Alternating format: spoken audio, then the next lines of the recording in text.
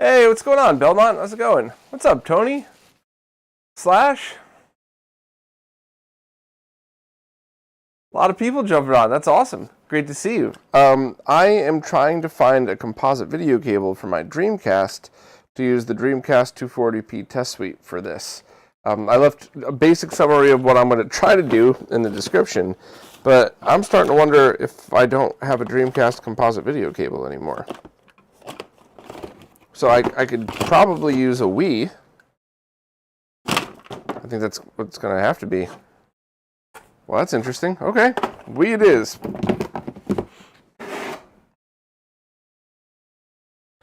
Yeah, Papa, the craziest thing about it is, the more you look into it, the harder it actually is.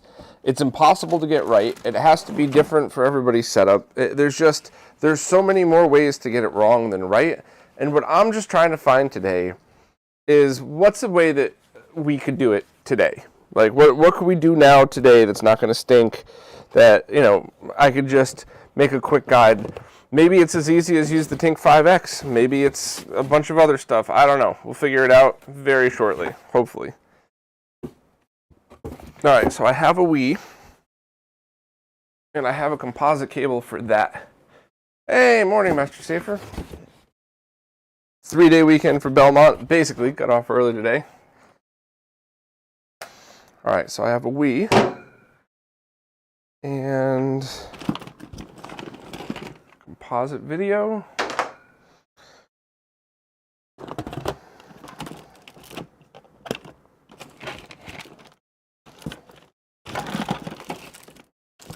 It's a Wii U power supply.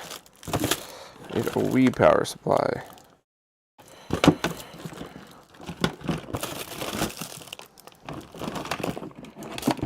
All right, I think we got that here. I need one of those sensor bars too,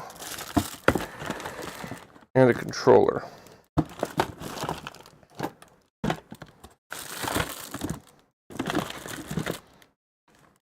Odd that I can't seem to find those things. All right, we got a controller.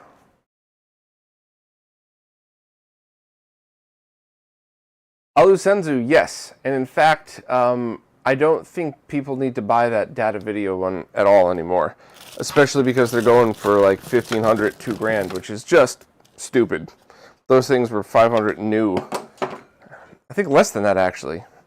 I remember my boss getting one in the early 2000s and letting me borrow it because I used to do concert bootleg stuff. Sensor bar. All right, so we got that. And the VCR I'm going to start with, on purpose, does not have a Time Base Corrector built in. Because if you find a VCR with a TBC, everything just becomes easier. But not everybody's going to want to buy a new VCR. What if you have a perfectly good VCR that's in great condition, that works fine, that just doesn't have one? The answer is definitely not to go out and buy one of those data video things. It's probably what we're going to find today. So I'm also going to need some blank VHS tapes, which I found, and I have no idea if they work. I don't know what condition they're in. I don't know what's on them. So this stream might end up ending very, very, very quickly. Well, I have other crap I could always do to have fun with, but... and I'm going to need a composite video cable.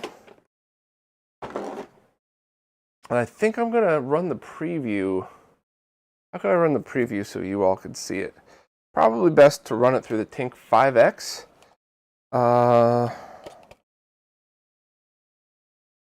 Actually, no. I think it'll actually be best if I put a RGB monitor here. For this, because of the whole Time Base Corrector thing.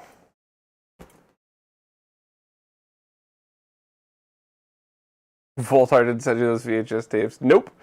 Nope. But who knows what's on them, because the Betamax player I got a while back, we fired that up, and it had a tape in it, and I laughed. I was like, how much you want to bet it's 80s porn? And it was 80s porn. All right.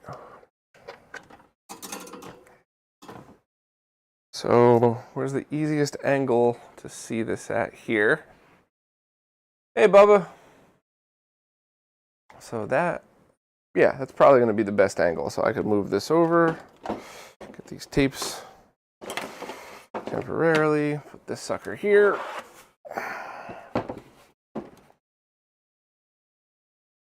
Yeah, let me put my, all right, that wins the good enough award, definitely. Get the power into it.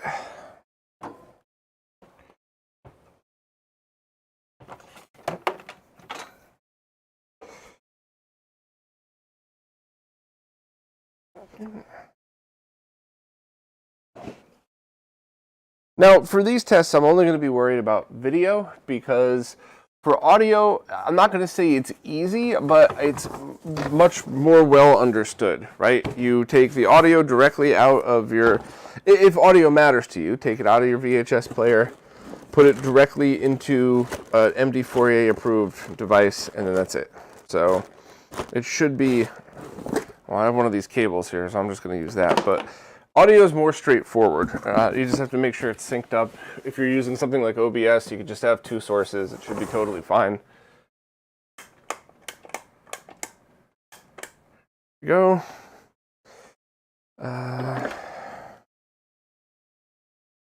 Video in. The out on this. Video out.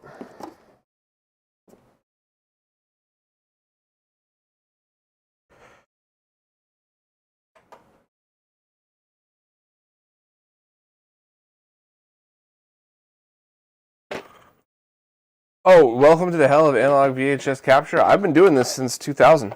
I've been doing it 23 years. Oh yeah, I 100% understand what I'm getting into. But today's purpose is to it's to figure out what's best for today. And while I'm setting up, I actually have something I found the other day that I think my fellow nerds here might get a kick out of. But when I was spending a lot of time down in Taiwan, once I got to know friends out there, I pulled a couple aside and I was like, look, there's a few things I really, really need. And one of them is a capture device that doesn't have macro vision protection and has a Time Base Corrector built in. And they gave me this, which at the time was just everything I could have asked for. Recorded in 480i, tapes came out great. I'm going to try to use it today at the end if we even get that far, but I honestly don't even know if this would work on a modern computer. And if it does, is it compressing the heck out of the video? Like that was an interesting one. Hey, My Life in Gaming. I would like to. I usually have a problem downloading from that server though, so if somebody wouldn't mind sending me in Discord a link to the latest TINK 5X firmware, I could definitely do that.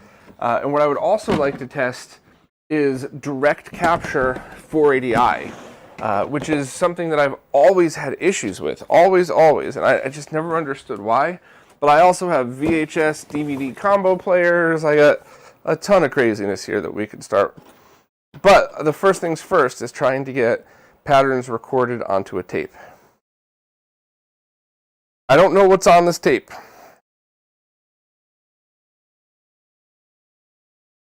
All right, we have play.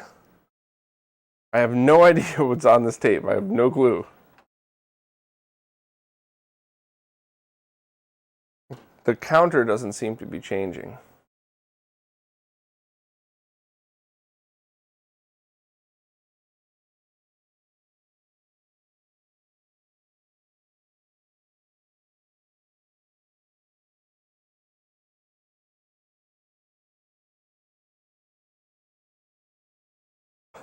Bubba, that's funny. You know, I've used that very stupid analogy before, and it always makes me laugh. And people have looked at me dead in the eye and been like, you did that? You put chapstick on your butt and then use the chapstick? I'm like, no, it's supposed to be a gross visualization of how much it burned. What are you talking about? Interesting. I wonder, both of the tapes I have, I didn't realize. Look at the reels. Huh. Oh, I got that too, My Life in Gaming. Which one is this, Corey or Mark? And yeah, they're usually terrible. Terrible, terrible, terrible.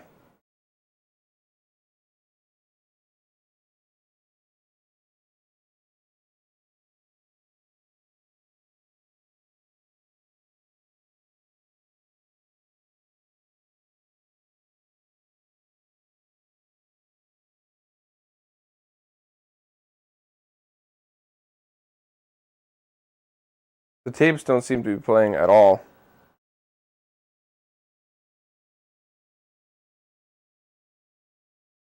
Well, the stream might be over before it starts.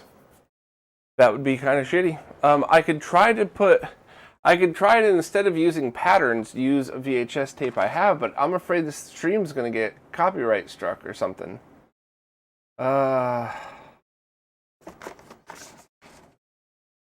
Man, what do I have that... Okay, hold on. I think I have another cassette tape here that could be used for recording over. This is going to be a funky old tape, which is good because that probably means that, you know, we'll have a good sense of what to expect for home movie transfer. But it's also bad because if this tape is old and beat up... Oh, wow. No, this tape is totally messed up. It won't even open. It's all like warped. Well, I could try, but that's probably not going to end well. Let's see what happens.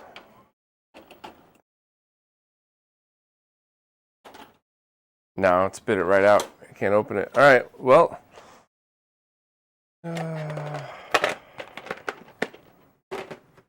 Oh, what's up, Corey? All right, so these are probably junk. I'm probably going to have to throw those out. I'll keep the plastic cases, of course. So let's see what I have that has the least chance. I mean, this is... If I end up doing a 4-hour stream and I get copyright struck and all, the revenue's lost, I'm going to be pissed. But let's just see if this works.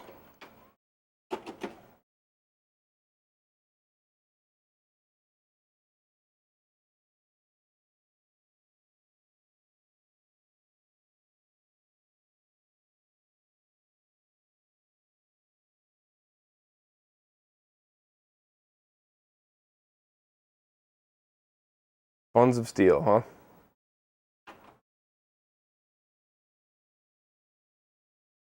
That's a lot of tape noise, but video calibration's there. Now, normally when I would do these things, I would turn off blue screen and video calibration. So, let me figure this out. Let me try to rewind it and see.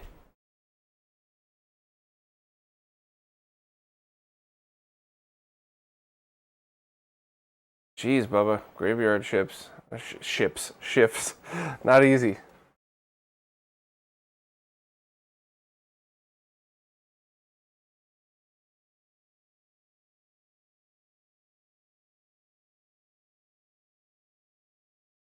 What's going on, Matt? I'm not sure which joke you're talking about, but I'm sure it's fine.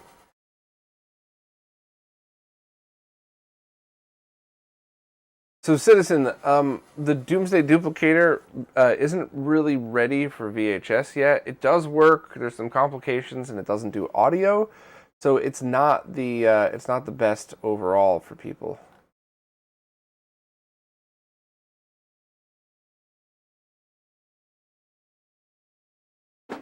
And yes, it is.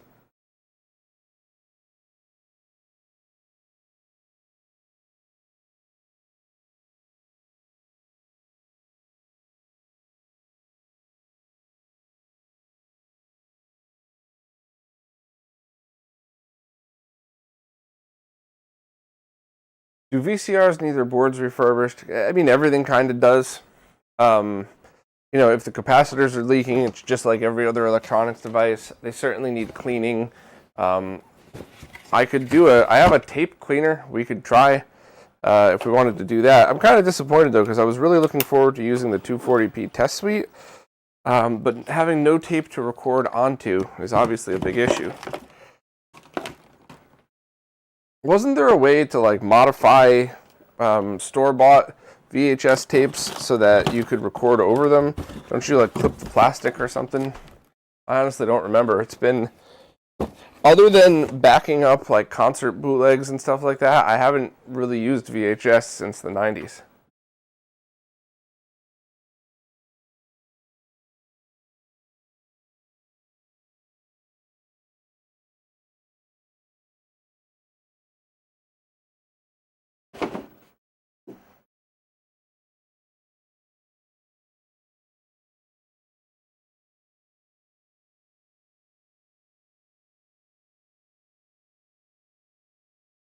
So let's see the condition of this thing. It is pretty wobbly.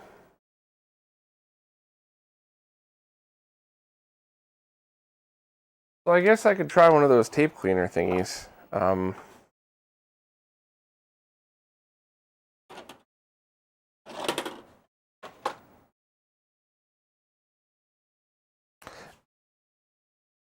See what I got. I know I have one over here.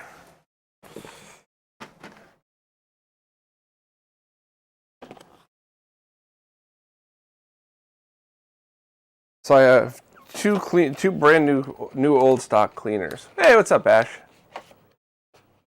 Put a sticker on the lock and I could record over? Really? Okay, let me try this first.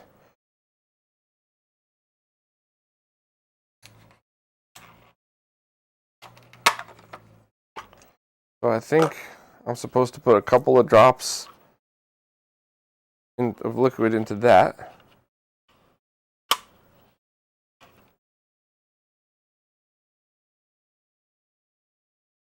To open, puncture head.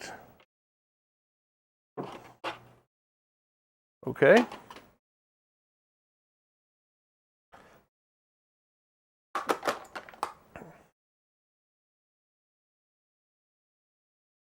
Record using Betamax. I have a Betamax player here. Did you all see Technology Connections' recent video on Betacam and Betamax? I thought that was really interesting. I enjoyed that one. All right.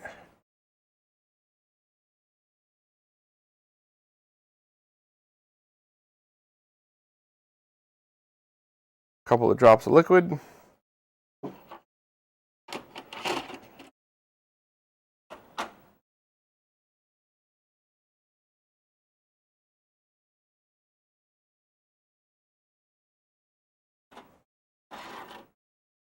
Does that even spin the tape? No, maybe hit play. I'll hit play then not record.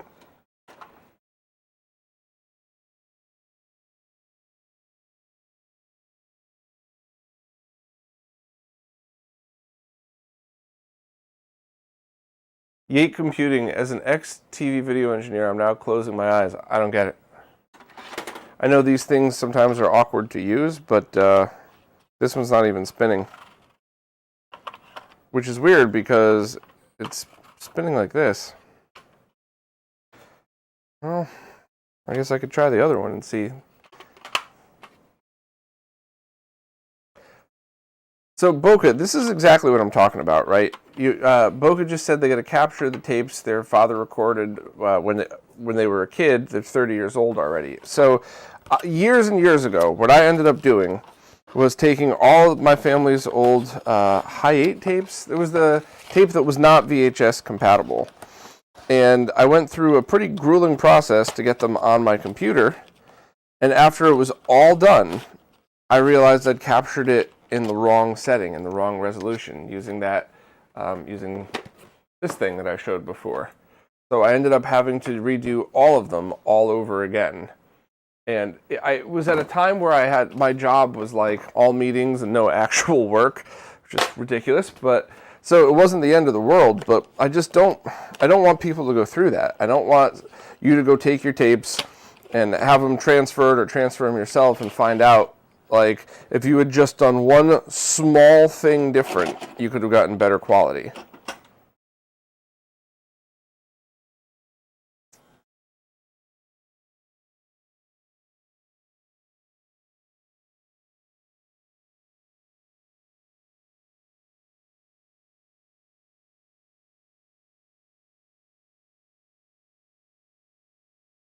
All right, looks like the cleaner was at least sort of working.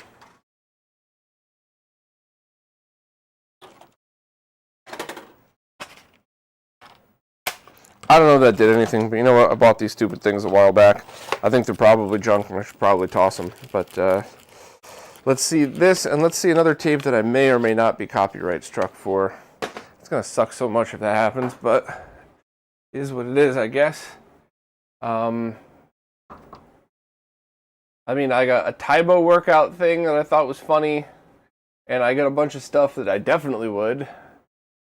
I have that, you know, I have this brand new one that I got, and I'm pretty sure this is going to end up getting me in trouble, but it's a brand new tape. It's that one that I posted about the other day. So, let's see what we got.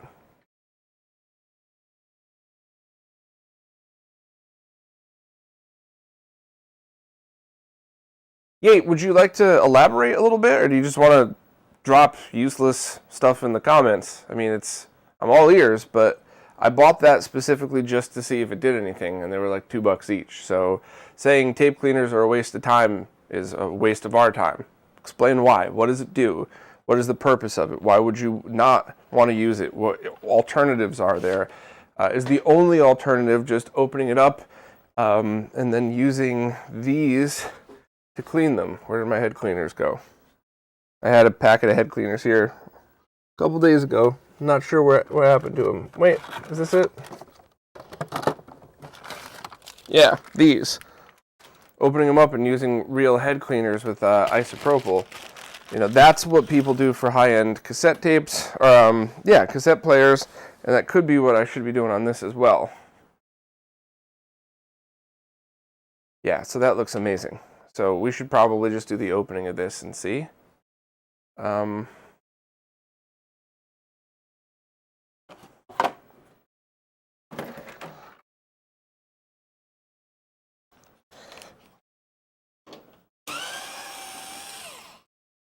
One.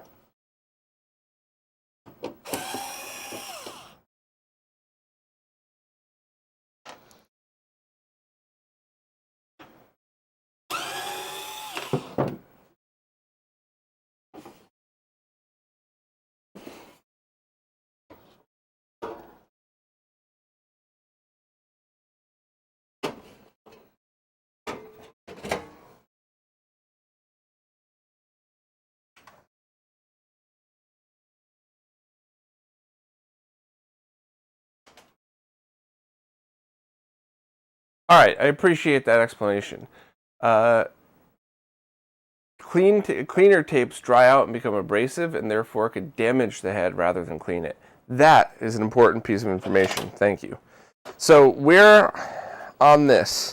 Let me just unplug the power. I'm the first person that always says be careful with power. Should take my own advice. Power is now unplugged. I'll just unplug the video cable. So, looking inside of this thing, none of the capacitors are bad. Hey, what's up, Clint? I'm trying to get a good angle so you all might be able to see it a little better. All right, so none of the caps that I'm looking at here are bad. There's nothing leaking. There's no fluid all over the motherboard. Everything seems to look fine. Now, the areas that I would normally clean are these pins and reels right there.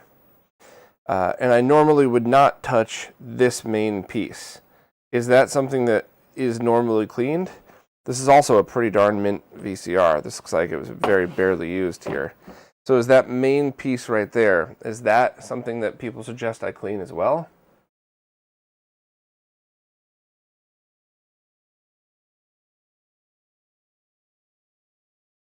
And while I'm doing this too, let me also just look.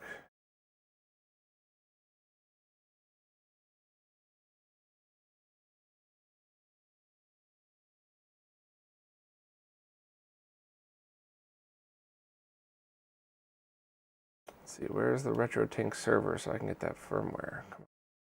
Oh, I'm part of it. Wouldn't have left Mike's server.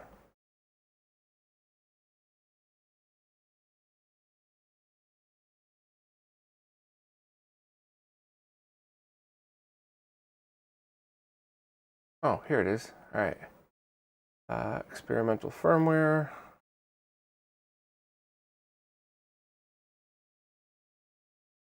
Let's see if this one will let me download.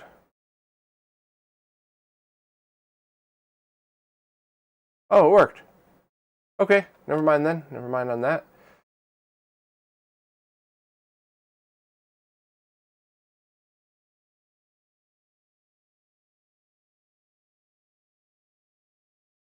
You'll see the slit halfway up the drum, and that is the head. Yeah. Okay. So, but this thing looks really clean. There's no discoloration on anything.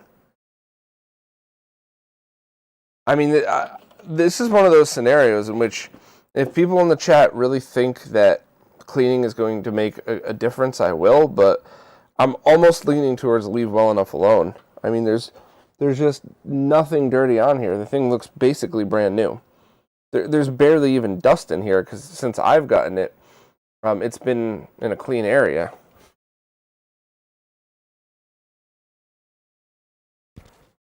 Hey Steven, I'm testing a very long list of stuff today.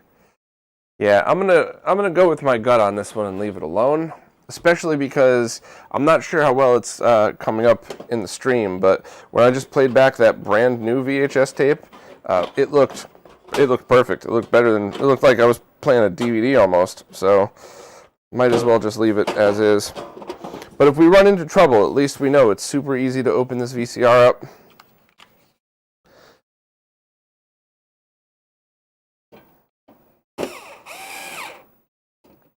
Okay.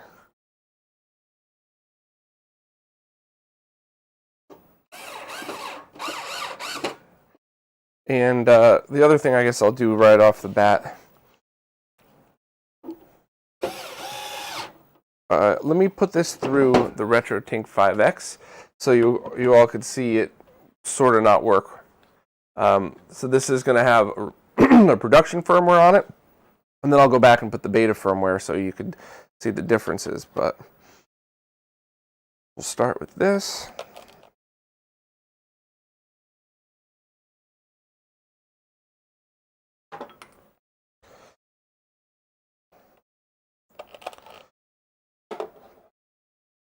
And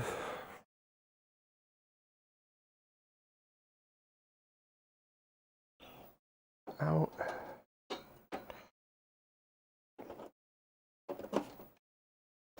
So every time you mess with capture while you're streaming, it has the opportunity to crash the system. So please, if this stream crashes, just go back to youtube.com/RetroRGB and wait for me to log back in after I uncrash whatever the heck happened. But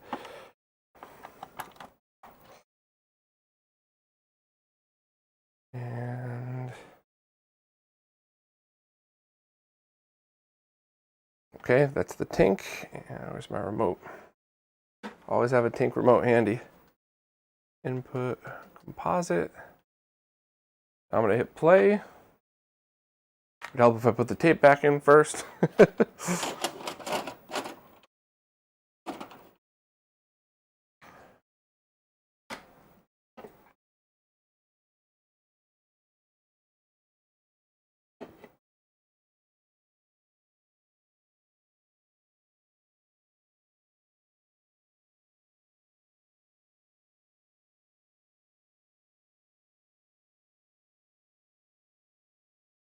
Interesting. So this is working. You know what's kind of funny? I bet you if we put in that Tybo tape, let me grab that, or the Buns of Steel thing I had, I bet you that won't because that was all shaky and much older. So let me throw this in. This will be a good Tink test.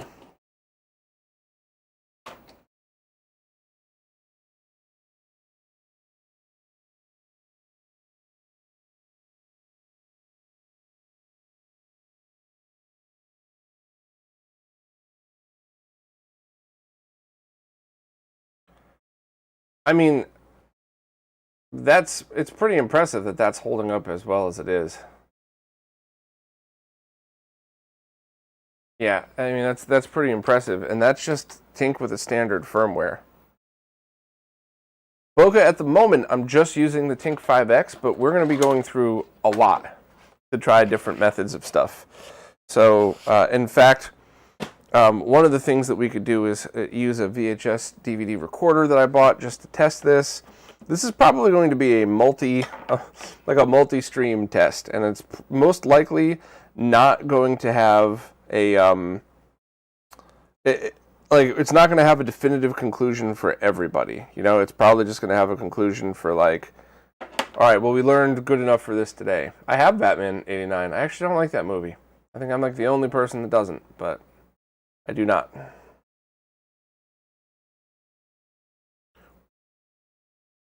All right, let me get my Tink firmware updated.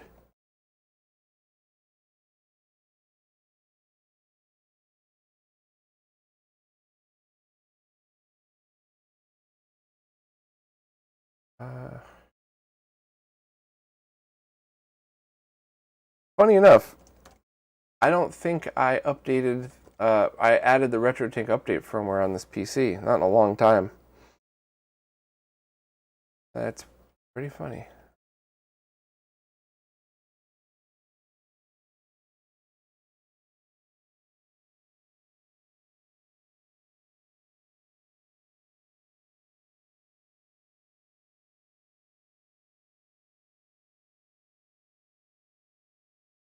Hey Clint, yeah, so funny. About a year ago, maybe a little more, I had picked up this VHS player, and I was talking to Clint about this, and I plugged in an S-video cable, and everything was coming out black and white. Because I guess there are some SVHS players that overall just it will only play in color if you've recorded it in SVHS. So I thought that was the case, and I bought a second one because I also wanted one with the Time Base Corrector built in, and that one was only black and white. And I'm going, no, I've definitely, without a doubt, done this before. I owned one when I was like 19. Come to find out that my S-video cable was just bad. So, yeah, this one does output full color in S-video, and it does look a little bit better.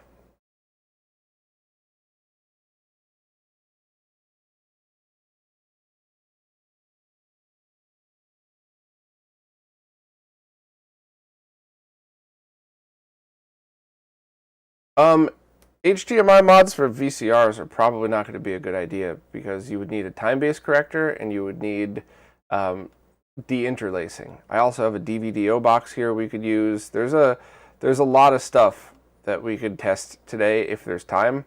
I have a couple of hours, so I'm able to do it. I'm just trying to get some baseline stuff here. All right, so I just installed the Tink update drivers. Let me get the Tink software, and then we'll go from there. Hey, Jimmy, how's it going, man? Great to see you, dude. I haven't talked to you in a long time.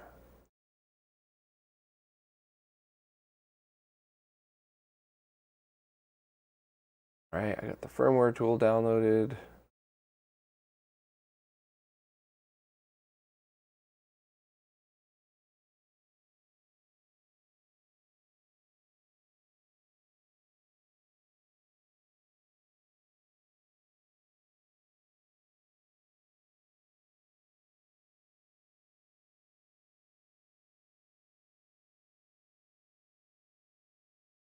I actually have an HDMI VHS player here that we could use to test that I will definitely be getting to.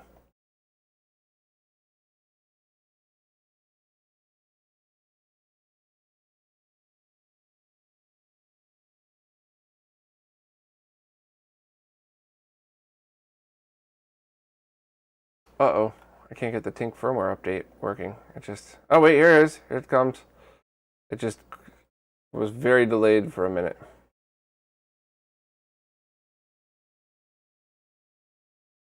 Okay.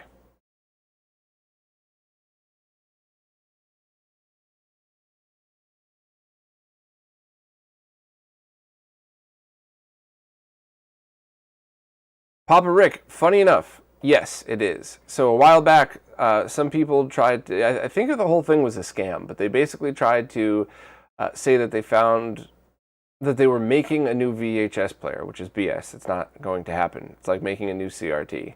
And then it almost seemed as if maybe they are going to rebrand older, like new old stock. And I don't think anybody actually received theirs. I think it was all a scam. However, the exact one that they were talking about rebranding, I ended up finding for a lot less than they were going for. They were going for like $600, and I think I got it for a couple hundred.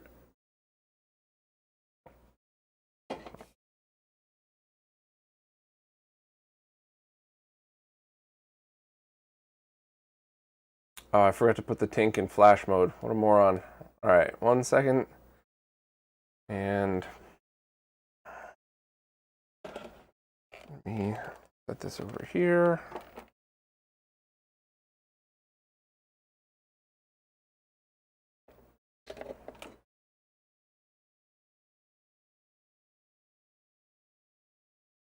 Nope.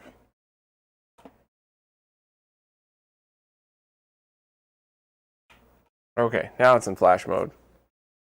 Thanks, Jimmy. Swing by anytime. We gotta chill soon. All right, now that's updating.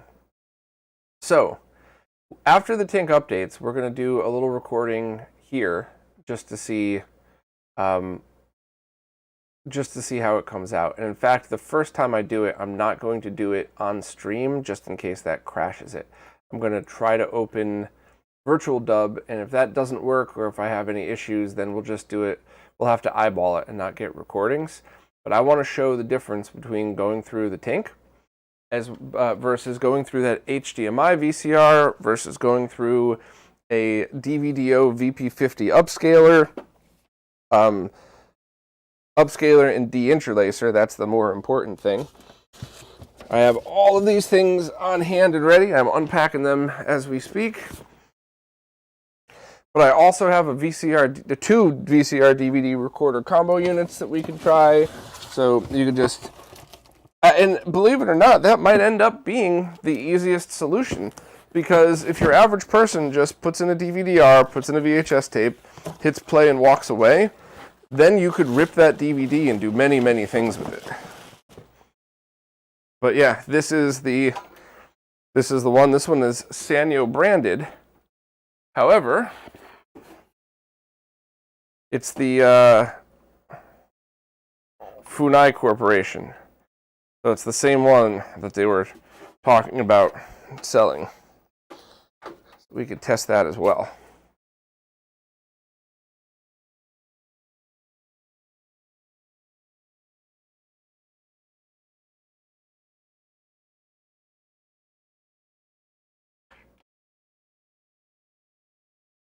Yeah, converted optimist. The unfortunate truth is most people don't care, and most people are very quick to come into my comments to tell me that most people don't care and they're just going to buy what's available on Amazon. And unfortunately, a lot of people have the opinion of if it's on Amazon, then that's what they're going to buy, period. They're not going to mess around with some hobby store that may or may not ship their product on time.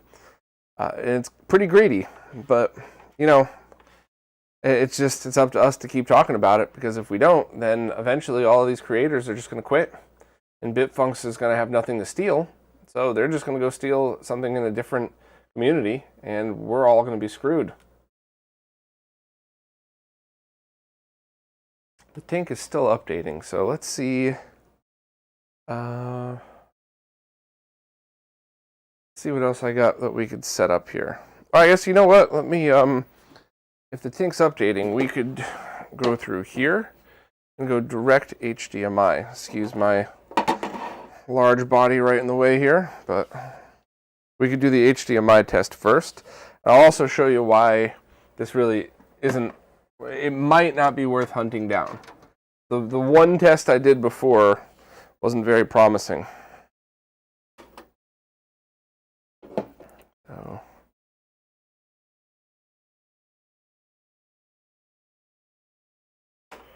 Plug that in as well.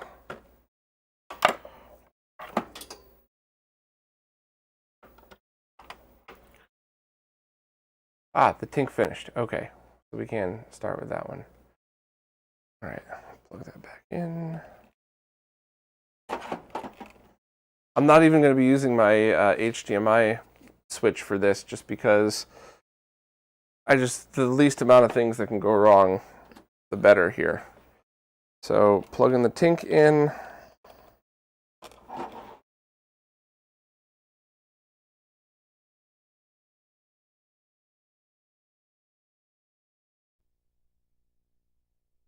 All right.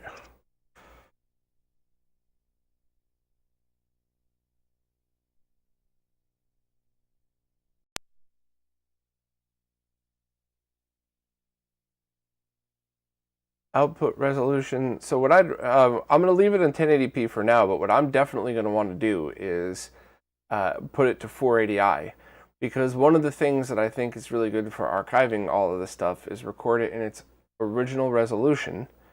So all you're doing is digitizing, and then later on deal with upscaling, because I think that was a big thing in the early 2000s, is if you did the best consumer upscaling possible at that time, it would be to 480p, and it's still not going to be, and that really wouldn't hold up the same today. So leaving it in its original resolution and having that is probably best, so that you could scale it or do whatever you want after the fact.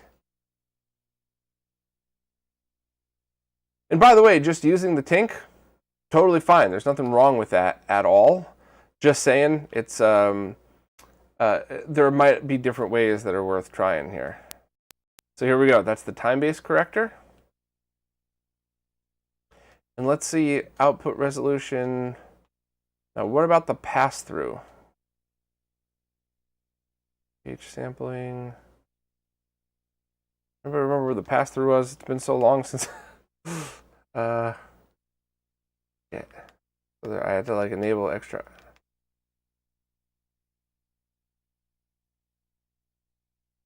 Advanced resolutions, yes.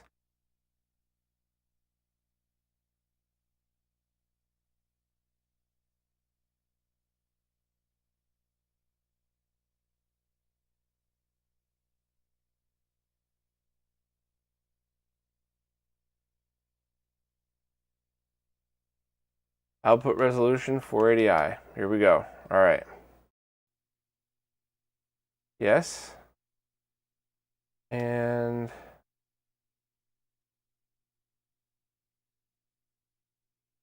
I don't think we need to do that. So let me all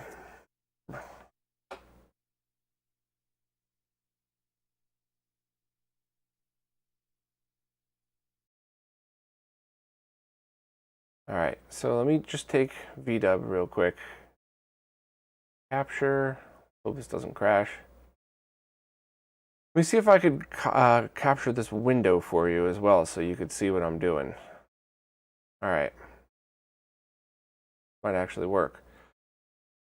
So device, we have the AverMedia video source, preview, capture pin, 640 by 480, 60 frames per second.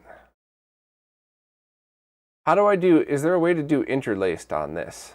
Oh, you can't see the properties. Damn. You could only see that window. Ah, shit.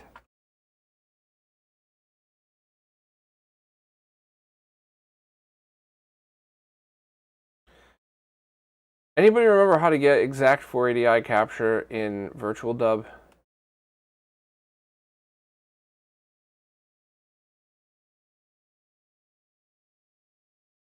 I was going to use Lagarith just because I've had very good luck with that for video game stuff. But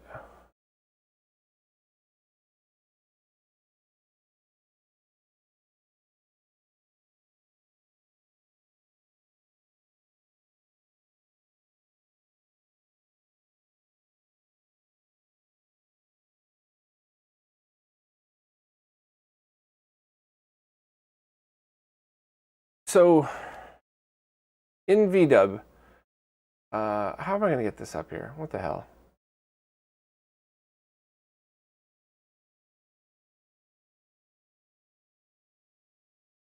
Let me remove this. Okay.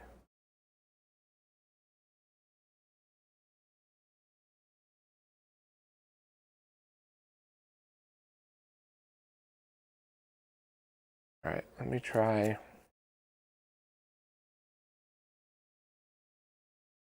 This is probably going to crash the whole thing, but I'm going to try anyway. All right, so let me drag virtual dub over. I think you can see it on stream now. There's going to be a little bit of echo, so I can still see the chat, like visual echo. But if I go to video capture pin, these settings are squished because I have it zoomed because I'm using a 4K monitor. But the color space is correct, the output size would be correct, but there's no settings for interlaced or progressive.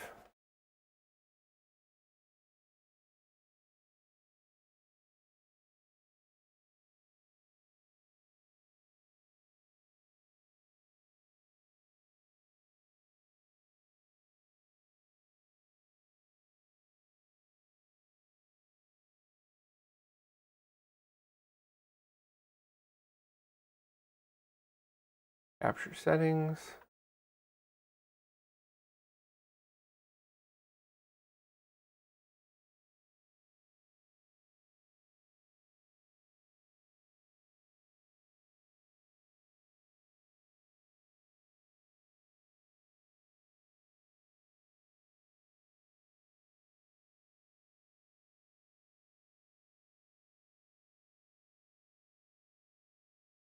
I mean, I guess let's just try it, see what happens.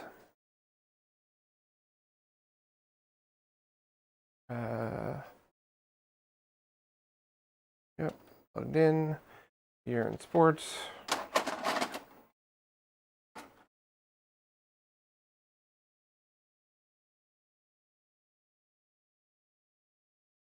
I think that was right after the FBI warning or something, right? Yeah, all right, so.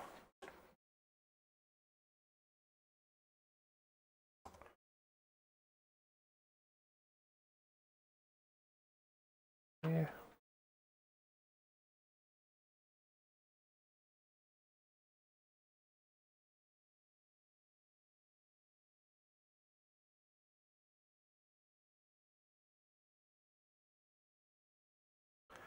So I guess recording this opening is probably the least likely thing to get me copyright struck.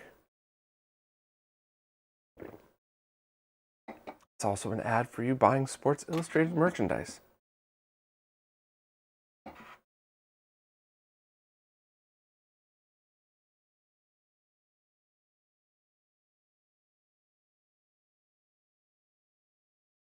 Interesting that there's some weird stutter in the video, and it says frames have been dropped.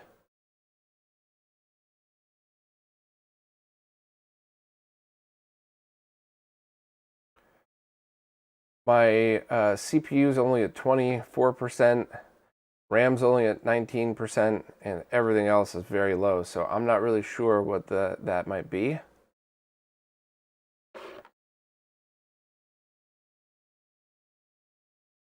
All right, so I stopped recording. Let me stop the tape. Now let's play this sucker back. RT5X 480i VDub.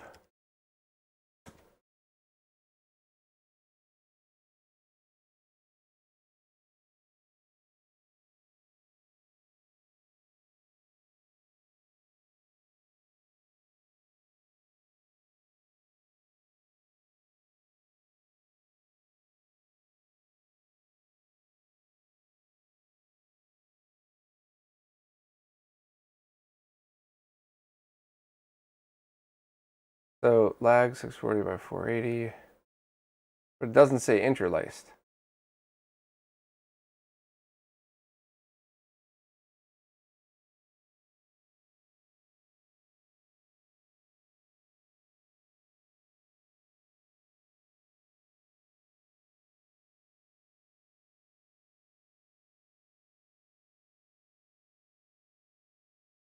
Let me see what the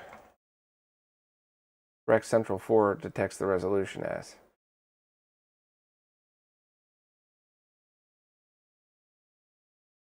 It detects it as 720 by 480 5994i. I mean, we could use the Rec Central app, but that's not the best.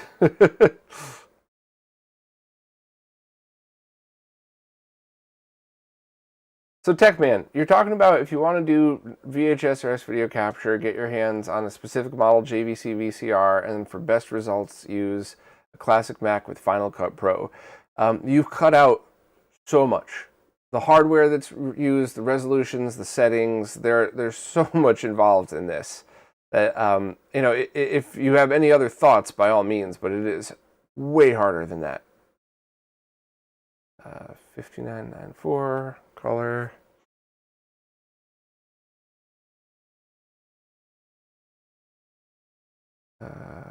Recording quality 480i.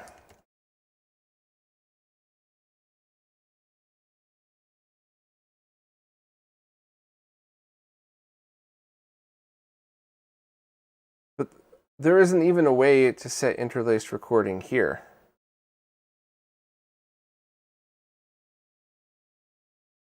Yeah, so this is the problem I've always had with this stuff. It's really hard to get 480i captures into anything. So if anybody has any ideas on that, by all means, let me know.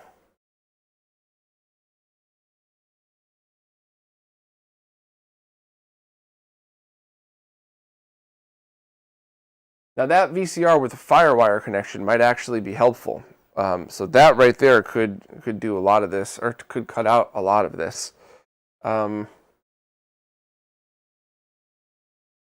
Let me message the R3 Discord and see if anybody could jump in. I hate to bother them, but...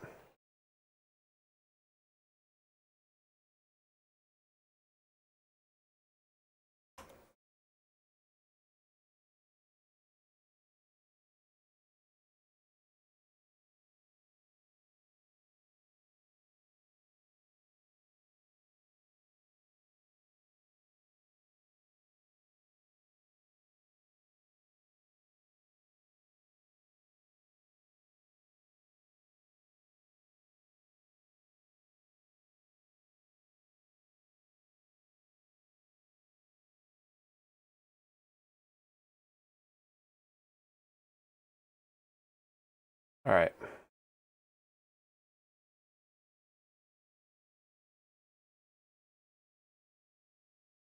All right, I just messaged people on the R3 Discord. I'm sure they'll come in and make fun of me for forgetting how to do it, which is totally fair. But while we do that, let's take a look at something that I've always wanted to play with that somebody gave me a long time ago.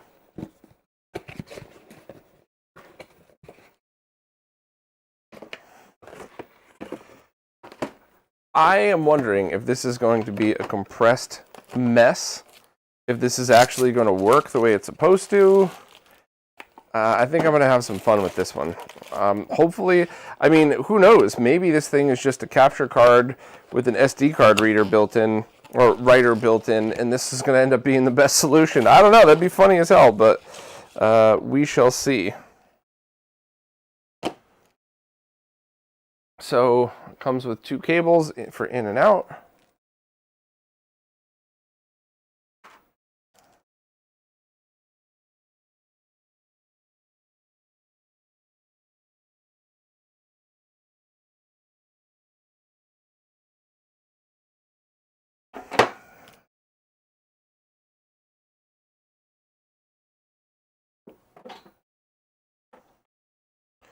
All right. I don't even know if this thing works, to be honest with you, but we'll find out. AV in. It's set to, so it's just DC in, AV out, PAL, and NTSC. Very cool that it does PAL as well, although I don't have any PAL tapes to try, but...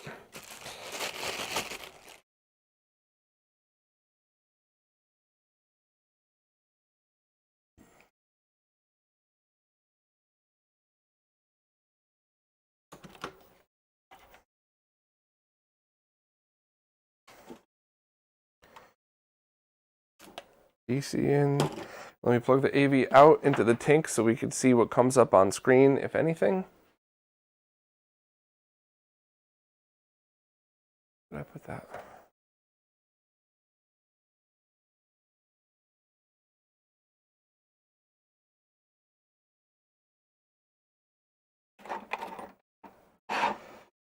To be honest, the more I mess with video capture, the more I'm starting to feel like a dedicated, not PC device, not for streamers, obviously, just for capture, might actually be a better thing for many people to use. But I guess we'll find out in a second.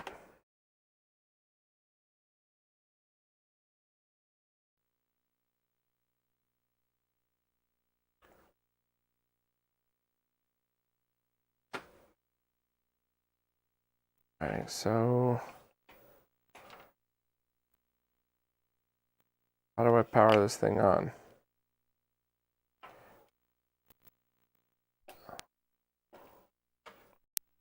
Okay, that's a hilariously good sign. Let me grab an older SD card as well. Luckily, I still have a bunch of those.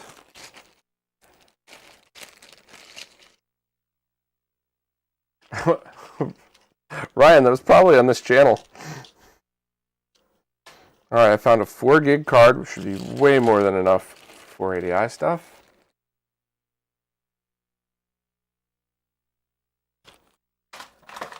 Let me just make sure the SD card still works.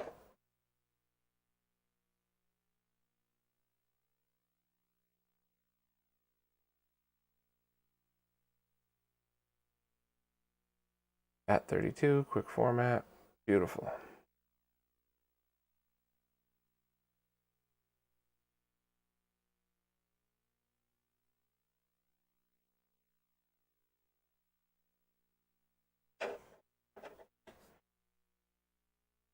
All right, SD card inserted.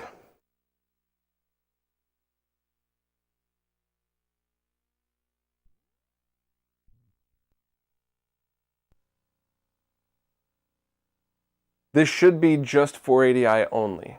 Should be. We'll find out though.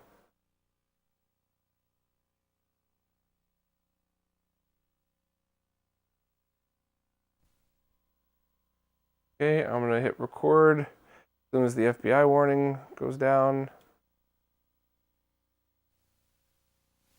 Sports Illustrated just opened a new store right in your own living room with a large selection of the newest, hottest, and most unique sports merchandise and entertainment releases. Techman, I don't have at the the Sports slightest clue. Store, I don't have get the best any clue video, about this thing like whatsoever. Jordan It's Airtime. the Brookstone Family Video Converter. That's what it said it was.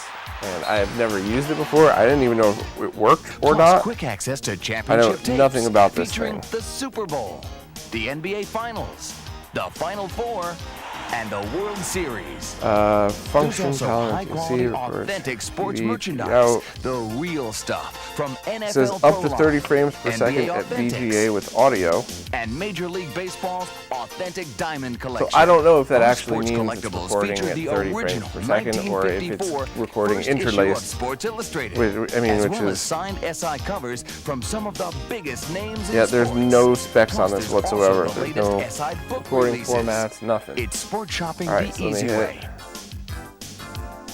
Just look for our product Stop inserts recording. or our Sports Illustrated store ads in the pages of SI. Hey, Bubba, thank you so Call much for the super toll-free chat. Much appreciated. 1-800-274-5200. Cup of Java on me. Curious, have I ever heard of the Ion USB Capture VCR? Would I ever recommend The it? #1 name in sports and the You know, I remember seeing that at CES a long time ago. Probably when it was released, I'm assuming, and I don't ever I've never messed with it. Ash just said they have an Ion USB turntable. They would never recommend it. I mean, that for me kind of seems like, oh, it says goodbye. All right, perfect. That for me kind of makes sense and seems right, because I remember their cassette transfer boxes were pretty terrible as well.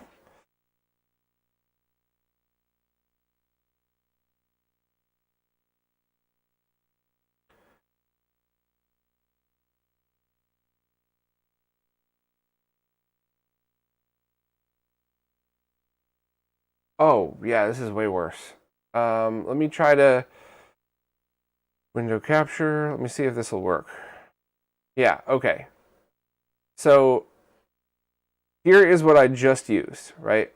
And let me pause it for a second and let me transform. So it's 640. So let's 1280. Or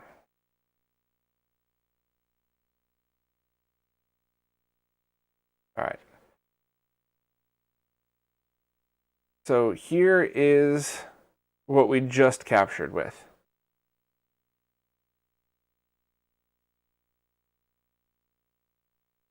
Yeah, Squirrel, we are hoping that it's interlaced. File properties just says 640 by 480. I could switch to VLC player, but let me just, for now. Now here is what we just did with the TINK. Everybody see the difference?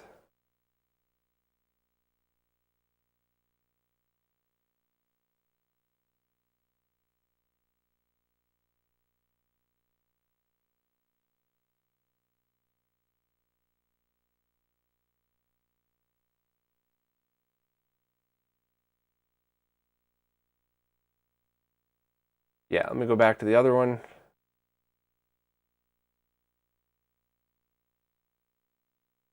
Yeah, yeah, that's a pretty big difference. This is the new beta firmware.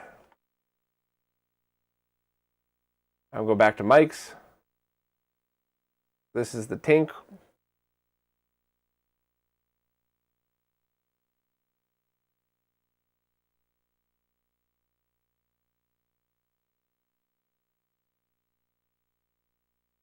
You could see the stutter though. That's what I was talking about before. It's why I always have trouble capturing 480i. So here's this one last time. No stutter though, but you could see it's almost like pixelation as well as deinterlacing lines. Yeah, Squirrel, we're not even dipping our toes in the water yet. We're like walking in the shallow end, and there's a lot more to do today. Let's just do Brookstone. And let me open it with VLC Player, just so we could double check that as well. Switch this to media player, okay. Oh, it's not showing video. Well, that's not helpful at all.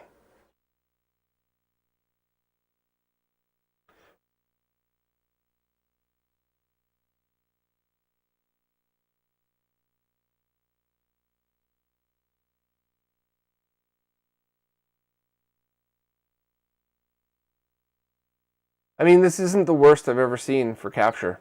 It's not the worst, not at all. Let me see if I could do a window or a desktop share so that you could see it through VLC player. Yeah, okay.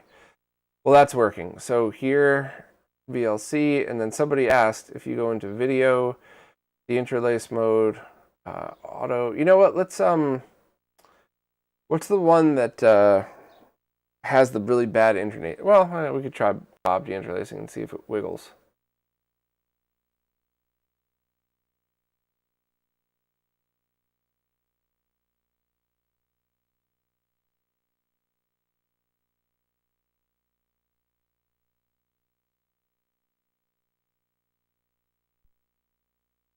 Yeah, I don't know if this is.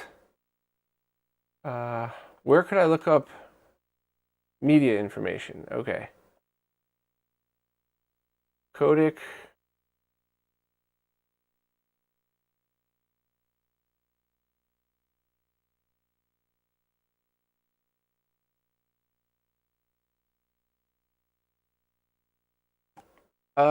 Steven, I'll double check that right now for you.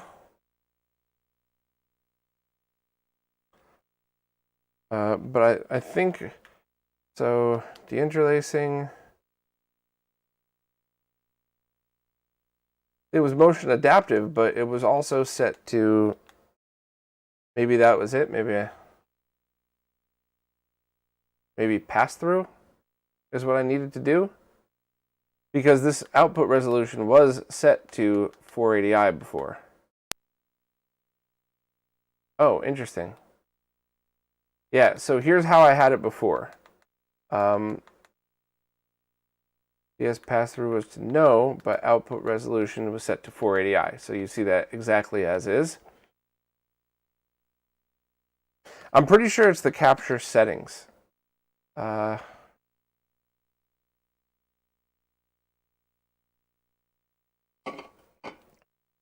was that software that could tell you like everything about a video file?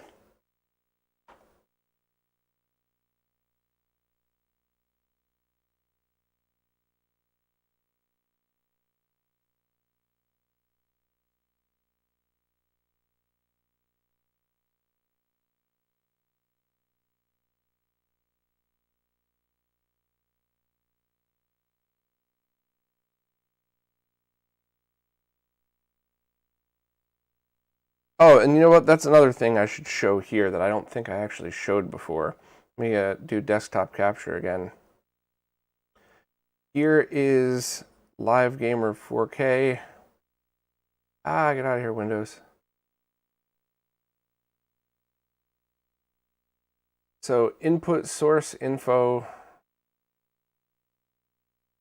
48p. Interesting. All right, let's see what this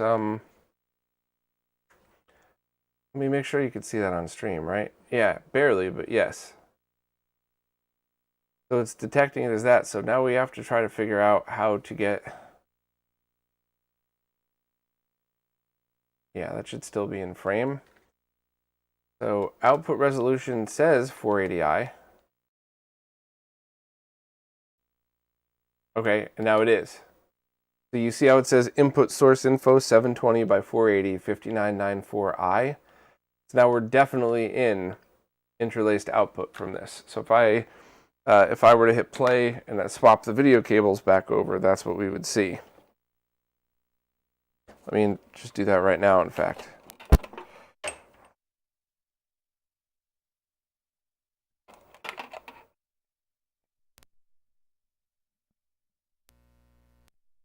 All right.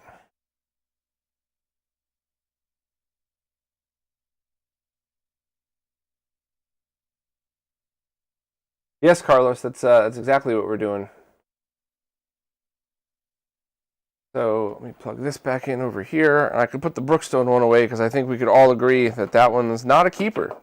Although, once again, right, if you stumble across one of those and you have some old movies that look like crap anyway, and you just want to get them digitized, that was a fairly easy way to get it all done. And in fact, that is a situation where I have some in-laws that are looking to get some stuff transferred, and they're pretty bad quality. So the tapes, not the in-laws. For all seasons. This still says 5994i. It's still coming through. Meets Super Nintendo. You call the play. You throw the pitch. Right. Catch a touchdown pass.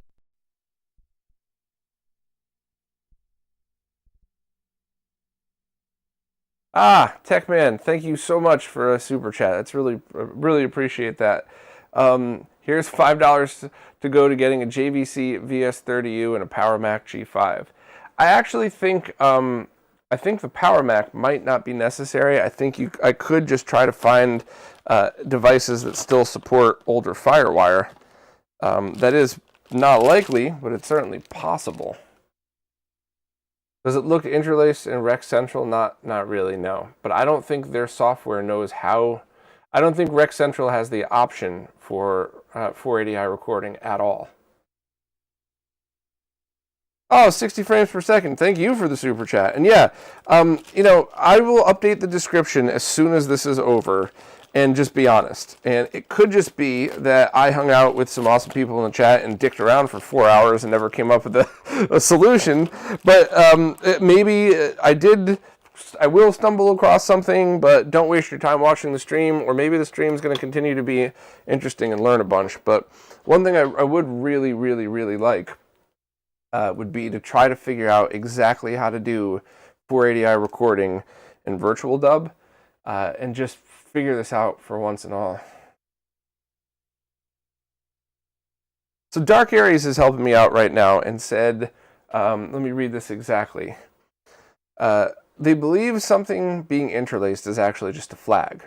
in either case, so as long as you record as 60 hertz, 60 frames per second, whatever, and it is in weave mode, it can be turned into an interlaced product and then deinterlaced at a later date, which is exactly what we're looking for. Weave really is just showing the fields as they come. But take my groggy morning answer with a ton of salt. Yeah, well, Dark Areas has been a massive help to me for a long time, and while we all make mistakes, certainly me when I'm tired, that seems like really good advice. Let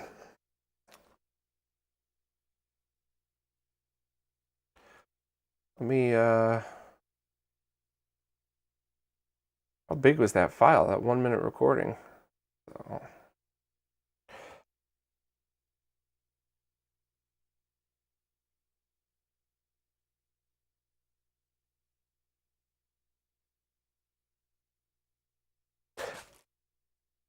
Yeah, thanks again, 60. Also, not necessarily the promise for a post today, but I will definitely update the description of this video. And the post would come after I get a little bit more info. I've been, this is, once again, for anybody who's just wondering why I'm even bothering, there's so many ways to capture VHS, it's going to be, the goal of this is what's the easiest today. Do you have a capture card? Do you not have a capture card? So what I'd like to do next, let me just clean up the other Brookstone thing and get the heck out of here, is we've seen the quality of the Tink. We've seen how this works. So let's see how the HDMI one does. Ah, Ash, thank you so much. Here's 5 British rupees towards an HD Retrovision Dreamcast HDMI cable. I mean, that's not funny.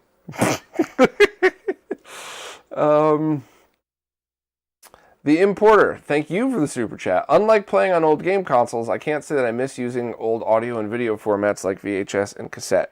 There is almost no reason to ever watch a VHS tape again. If you got kids and you want to show them the nostalgia of what you used to have to do, there's just most cases it is useless. And especially if you watch that last Technology Connections video, he really goes into detail about the colors and the format aren't even that good. The only reason I personally would ever watch a VHS tape again is obviously home movies, but I would prefer to just digitize those anyway. But I think there's a couple of fun experiences, like X-Men cartoon on VHS, or maybe an old black and white movie that's square-ish, even if it's not actually 4:3. Maybe that's a thing. So that's basically it. But for most other reasons, it's just nostalgia. There's nothing better about it at all, and it's mostly just something that you should avoid. Unless, of course, you're trying to do what I'm trying to do and back up tapes that you've watched and liked.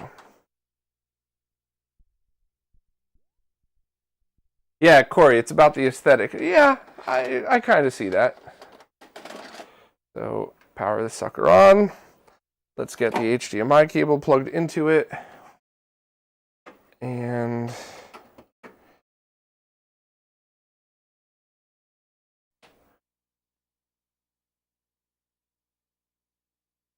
Big Trouble in Little China VHS is the best way to watch. That's funny.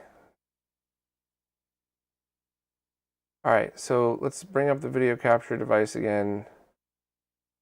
Oh, okay, well, since there's definitely no way around that at all, definitely not. We have to just quit this stream. Oh, wait, we're nerds. You could go fuck yourself. Oh, yeah. Here we go. Plug that into here.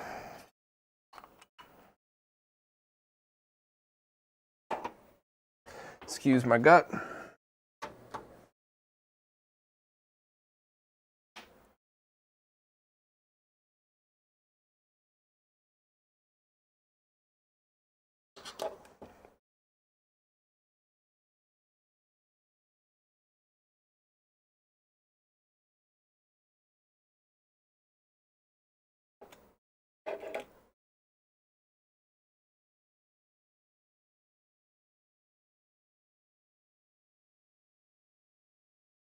Input, output.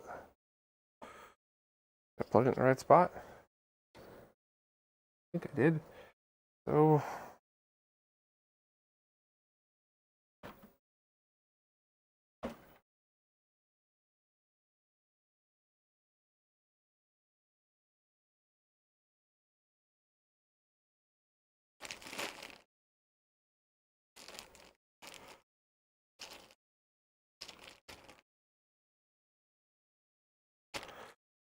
Interesting that I'm not getting a signal now. That thing always works. Do I need to actually have something passing through? Did I break one? Oh, wait. I need to turn on power on the USB port that was plugged into. Ahaha! There we go.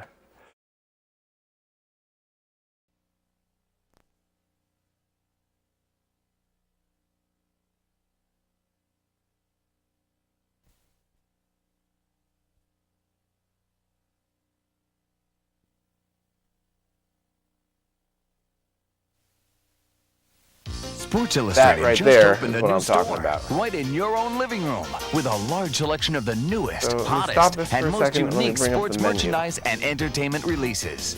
At the Sports Illustrated store, you can get the best sports videos like Michael Jordan Airtime. Rewind, and let me also go into the menu. General setting, playback. Display,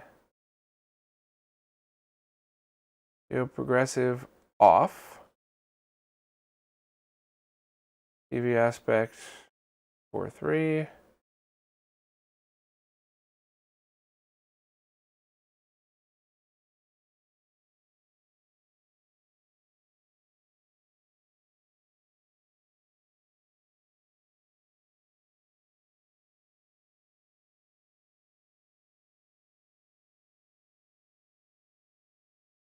okay, turn. I didn't see it as interlaced either. However, you also just never know what OBS is doing to this stuff. So I'm going to bring up Rec Central. This is that Funai DVD player, DVD VHS combo. Interestingly enough, this is seeing it as 1080i or 1080p. That's weird. That's real weird.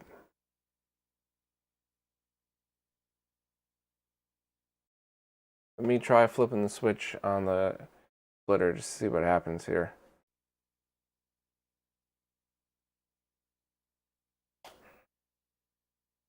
Back in the setup. So progressive on or off.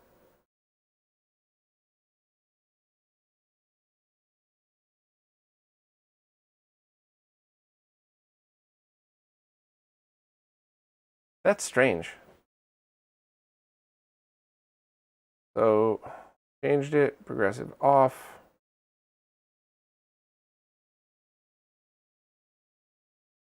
You know, maybe, hold on a second. Let me delete the capture device from OBS. Let me close the window here and reopen Rec Central.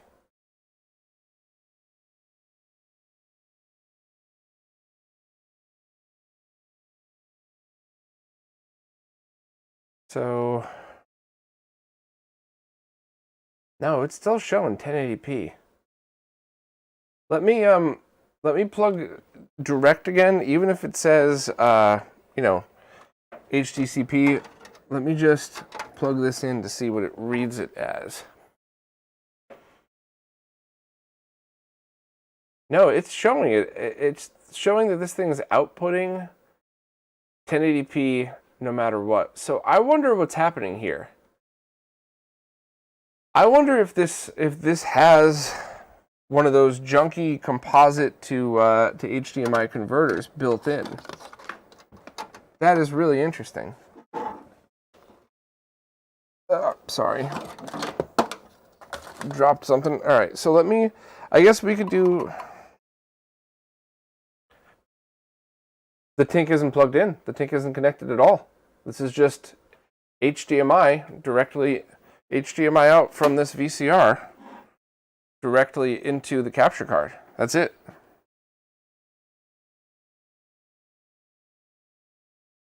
So why don't we open this thing up? Why don't we take a look and see? Maybe there's something very obvious in here. But these were the ones that were selling for a lot of money for a while because people just wanted an HDMI way to plug in their VHS tapes.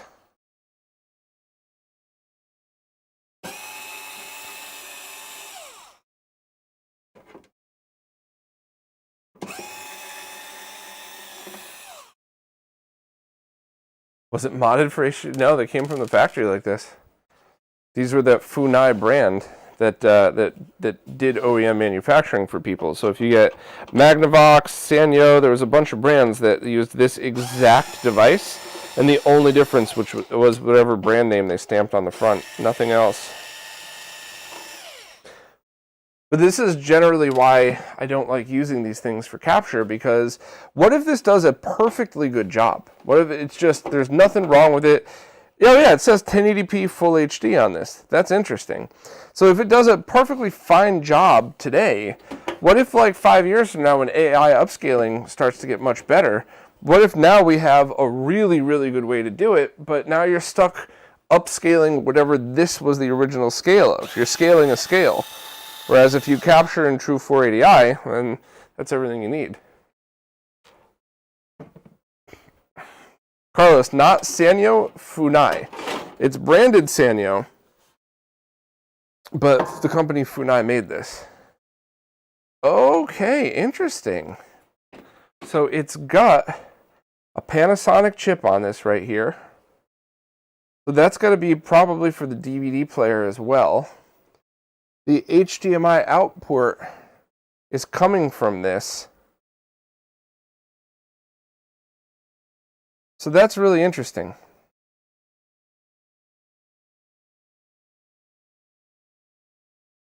Now this might actually be a good device for people that want to convert it to component video, because while you're not going to gain any picture quality, what if you have an all component setup and you just don't want to mess around with other signals anymore? That might be good for it, definitely. And just take some pictures of the inside.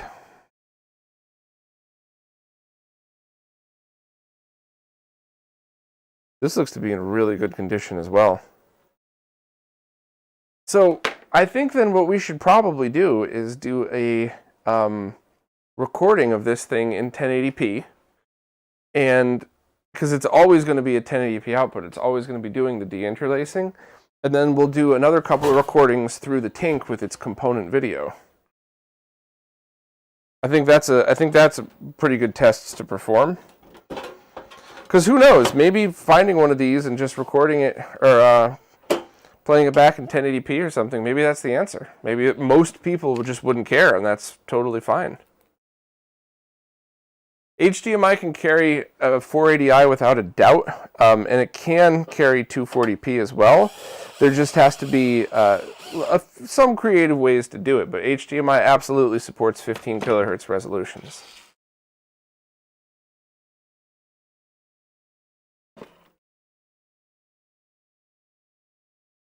Yeah, Carlos, I just went through the only menu settings, but I will look again, and if anybody has any experience with these, any suggestions, by all means, just, you know, fire off your suggestions. I'm all ears.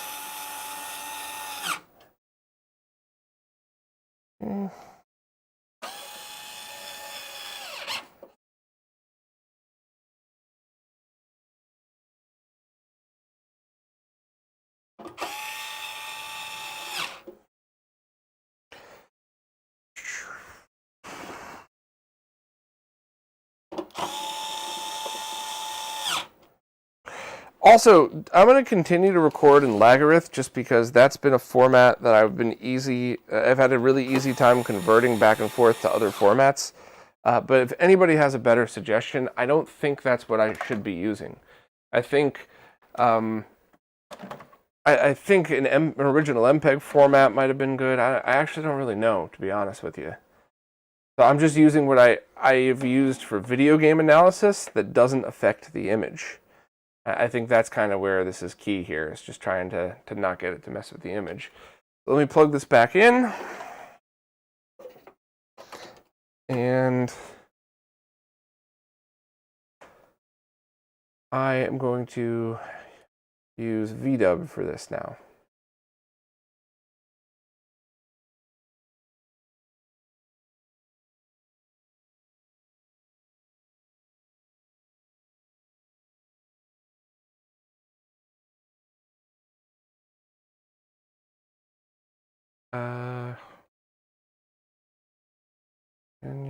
HDMI 1080p I'm going to set it to.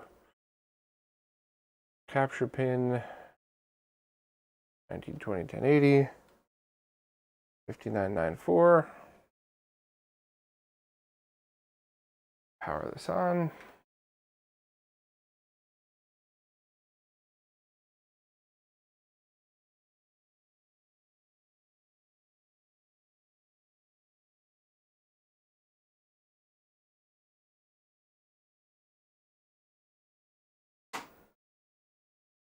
Play, and let's see what we got here.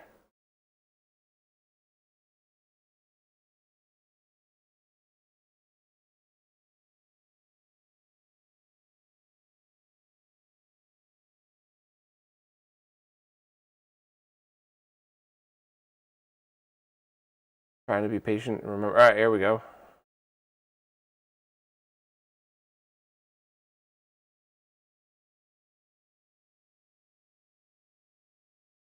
So this is going to be choppy again. It's already dropping frames and inserting frames, and I'm pretty sure that's because we are streaming at the same time. So these tests, I'm not going to be able to upload these videos because they're going to be choppy, but we are going to at least be able to see how the upscaling works and if this is kind of worth it to somebody to keep. Yeah, and in fact, I'm just going to stop it at 30 seconds because I could already see it chopping out.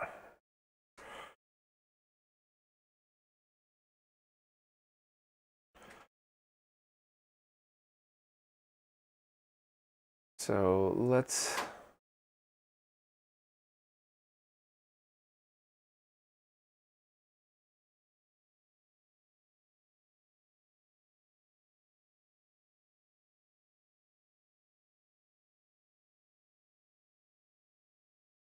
not the best upscaling.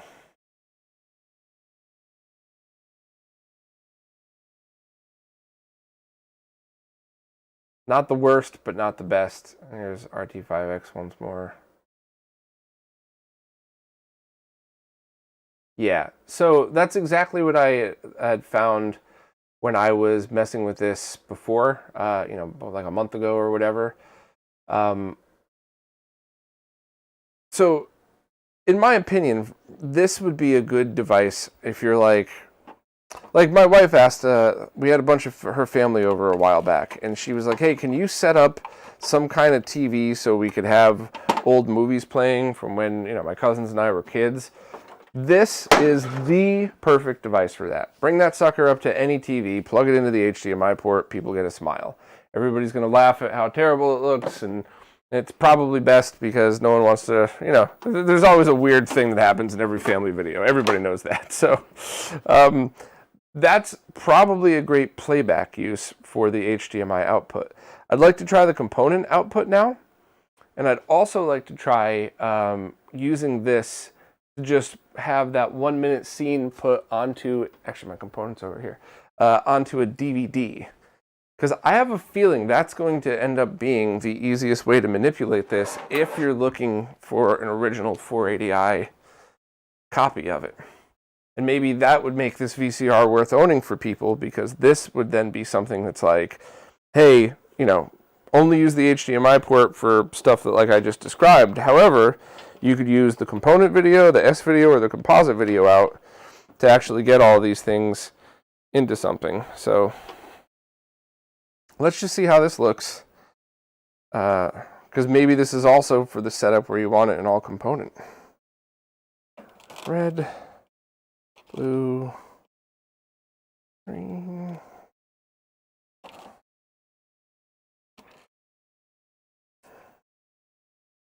And all right, set that back up.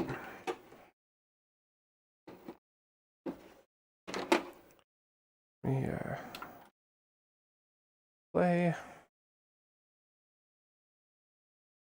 Laserdisc capture is going to be a little bit different, and it's not going to be as big of a deal.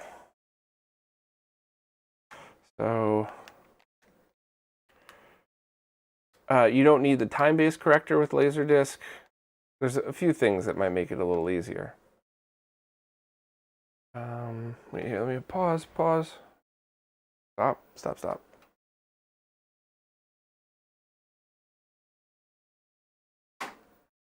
All right.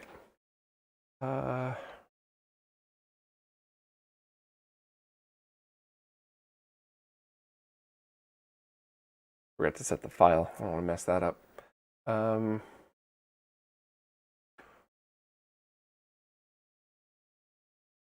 this would, let me double check as well that this is still showing 480i.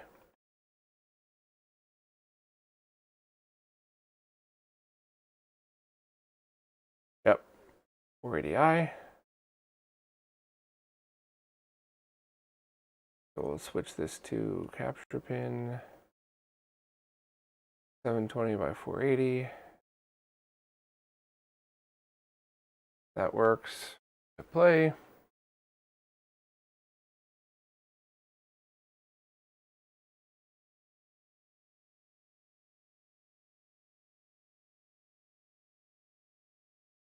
You could probably see the choppiness, but once again, that is because we have the same PC doing everything.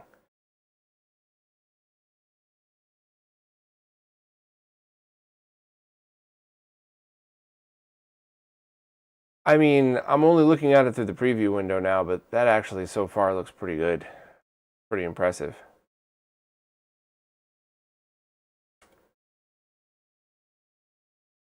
While we're doing this, let me set up general setting, video. Oh, I hit that button on the Tink. Out of here, Tink. Progressive on. Out of here, Tink.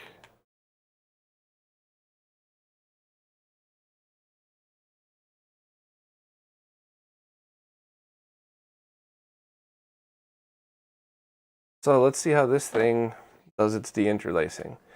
The output resolution should be 480p.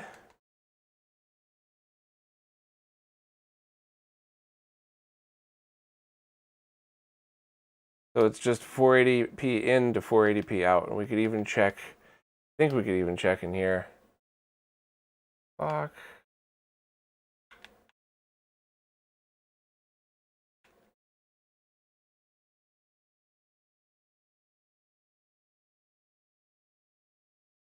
Yeah, source, output res, input lines, 525.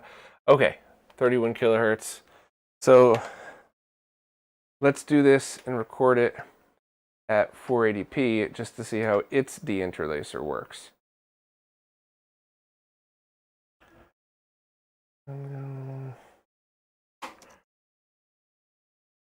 Play.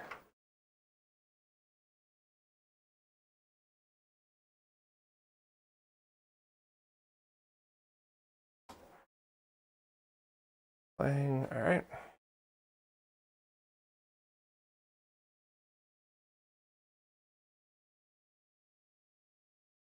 Okay, we have the FBI warning coming up.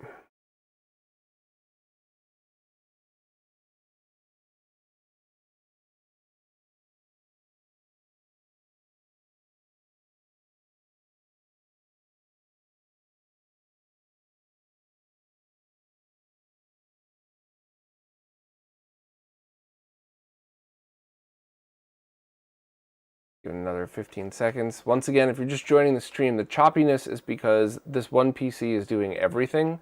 This has nothing to do with the Tink. This has nothing to do with VHS or virtual dub. It's just the PC is just having so much thrown at it. All right, so let me get out of VDub.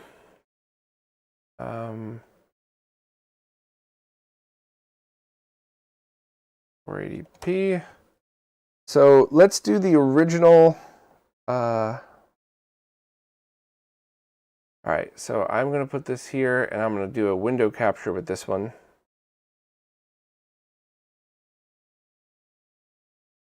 I'm also going to do a double of it.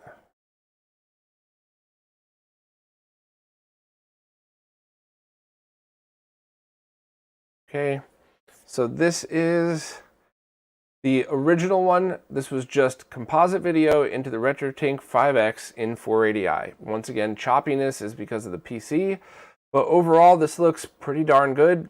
You could read all of the lettering on all of the boxes. Motion looks fine.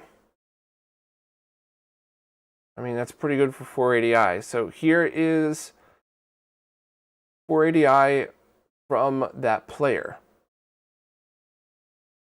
Seems a little too bright almost, don't you think?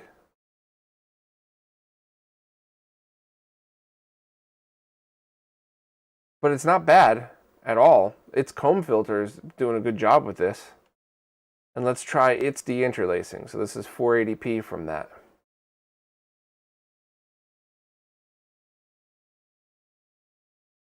I don't think it's as good. What do you think?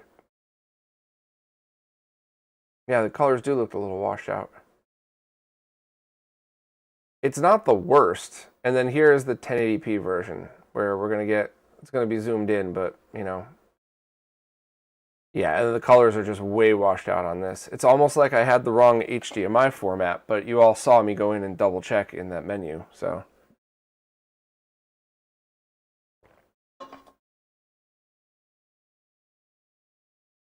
All right. So none of those were bad, but original, just composite directly into the Tink, I think was the best one. Let me double check one more time. Here's that Brookstone one. This is not terrible, but yeah, that's not great. And that's the Tink 5X.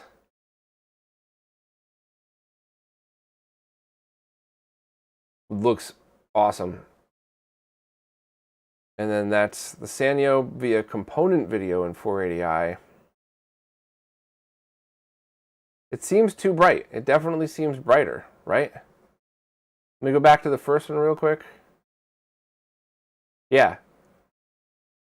Here's the Sanyo 480i. It definitely feels a little too bright.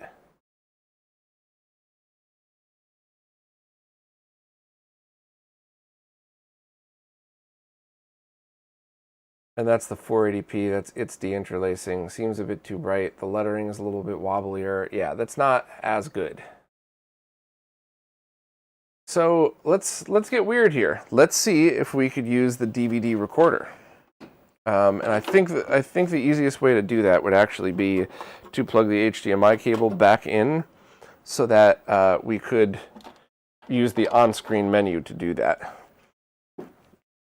So I'm gonna keep repeating myself. My apologies to people who have been here since the beginning, but after so many years of doing this, what I think might end up being the best option for most people, just for ease of use, is getting a combo unit, hitting play on the VHS tape, hitting record on the DVD recorder, and then ripping that DVD to your hard drive. You don't need a capture card. All you need is any DVD drive at all. And that way you end up with two things. You end up with a DVD that is a backup of the original format, and you also end up with a file that you could upscale using whatever method you're comfortable with. And if a couple years go by and new upscaling technologies come out that do a better job, you still have that original DVD that you could use. I do need to find my blank discs, though. That's going to be a small challenge, not a big challenge.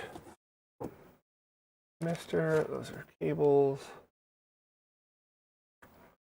Maybe it's this box. If I were blank DVDs, where would I be?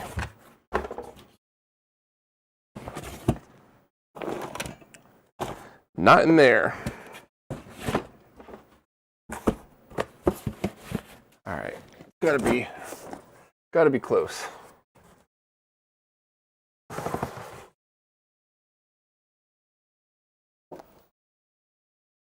Thought I piled them up back here, but I was wrong.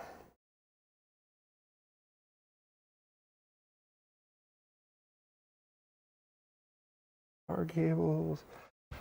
Wow, I thought I just... Oh, wait. Is that what my mic stand was always on? Let's see.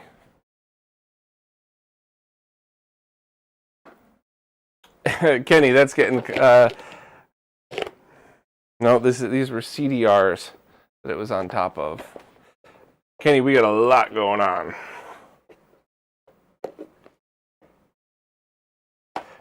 Wait, you said that's suboptimal. You could produce a better result with the... What What's deeply suboptimal? And have you done testing like this as well? And does anybody know where I put my damn DVD-Rs?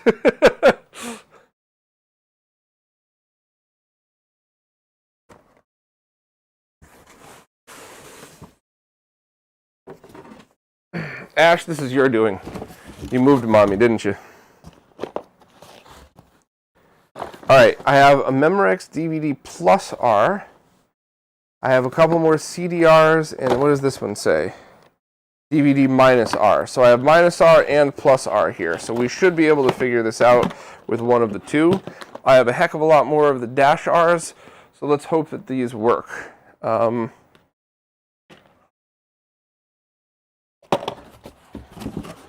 Fingers double crossed here.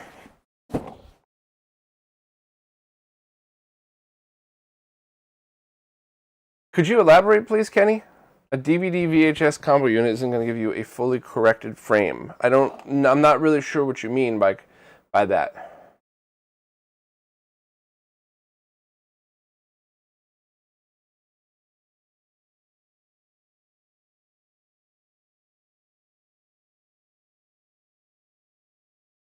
So John, one of the reasons that we were testing the RetroTINK 5X was because it has a beta firmware with a Time Base Corrector in it, which means that if you wanted to do what we're doing, you could technically buy a TINK 5X for cheaper than your average Time Base Corrector, which is kind of important for all of this stuff. Why am I getting a no signal on here, though? I got the power plugged in. That's unplugged. That's going to the input. Power is on. Plugged in properly. Shouldn't be getting a no signal here. Kenny, I do not mean any disrespect whatsoever, but I'm still not even closely following you here. Are you saying that DVD VHS combo units don't have time base correctors in them? So none of the ones that allowed you to copy from VHS to DVD have time-based correction, and they're all going to wobble? Because believe it or not, this is my first time ever using one of these, because I always just had capture card solutions. So, because I'll tell you, this one right here, what we're going to be doing next, this one, without a doubt, has a time-based corrector in it. So I'm not really sure what's going to be the best option, but that's why we're doing this. I also don't know why we're not getting signal out now, though. I mean, maybe I just got to power cycle it.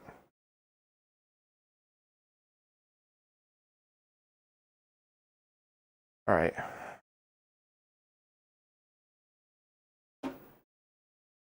HDMI is plugged in. That's plugged in. Let me just do a power cycle, see what happens. Power on.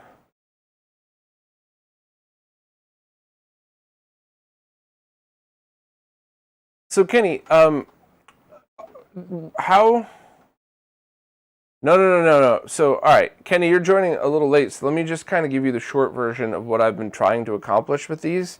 The first is that the very basic thing I'm trying to accomplish is just simply, today, right now, what's a really easy way for people to capture video that doesn't suck? And that's really it. Just, that's the baseline. But I've been doing this since 2001, and I've gone through so many different ways, and my favorite for years was to use this device, which I got that doesn't have macrovision protection on it. So you very often, when macrovision protection was enabled, it would take tape noise and assume that it was protection, so you'd get a really terrible picture. So you would need a time-based corrector, you would need a lot of other weirdness. So I'm trying to find different ways around that, and I'm trying to find the easiest way just to get a VHS to digital. And this player here has got an HDMI out with a scaler built in, which is probably the same as those little $20 Amazon composite to HDMI scalers you can get. Wasn't terrible, but basically, how do we get tapes digitized easy? And at the moment, using this JVC unit going into the RetroTINK 5X with the time-based corrector firmware on there, did a phenomenal job. Absolutely great. You got 480i out of it. You could scale it however you want, but that means you need a RetroTINK 5X, a capture card, and if you don't have a VHS player, you got to buy a decent one. Whereas my hope is that to find one of these that just works. No BS, no worries. So, I'm very curious as to why I'm not getting a signal with this thing. So let me, when we were just getting a signal before. So let's just try this real quick and see what we have going on here. Hey, thanks so much for the support, Dan. Much, much appreciated. Input, composite, setup. Okay.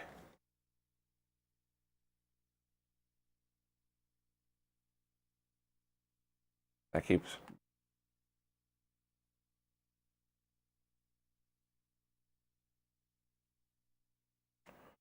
Progressive. Let's just say off for progressive. Okay.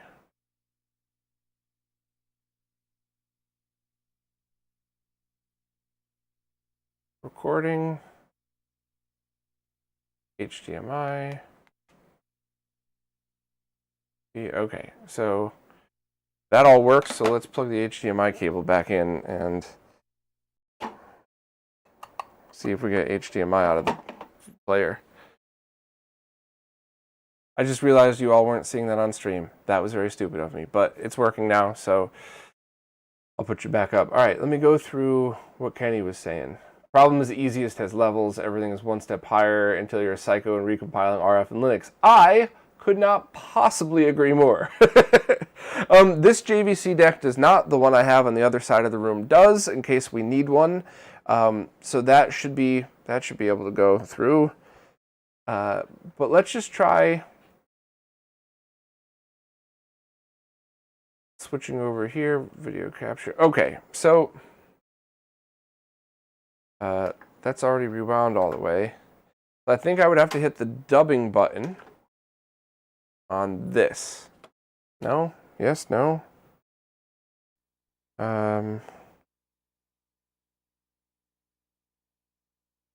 Audio. Maybe I have to switch to DVD. I'm hitting the source button to switch to DVD. Play. Okay. No disc, so let me open this up and try a DVD-R.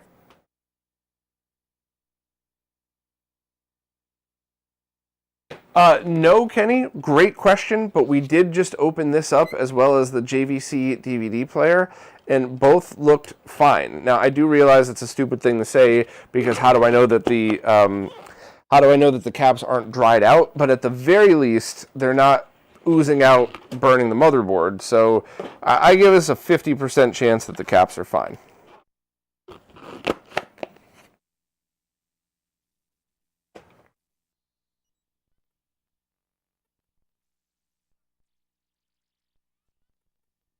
Ash is totally right. A Time Base Corrector can also help if there's damage on the tape by helping the monitor keep lock more often.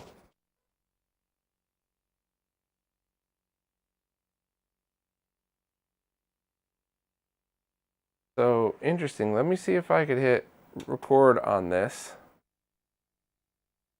And then hit play on this. And let's see what happens.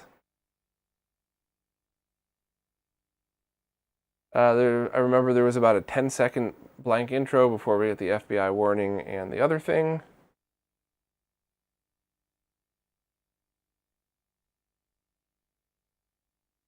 All right, maybe a 15-second.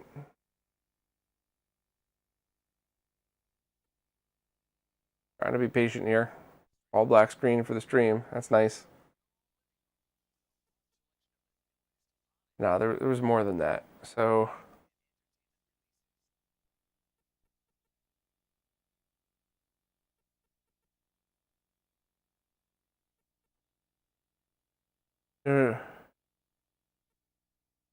I think I may have just wasted that disc, huh?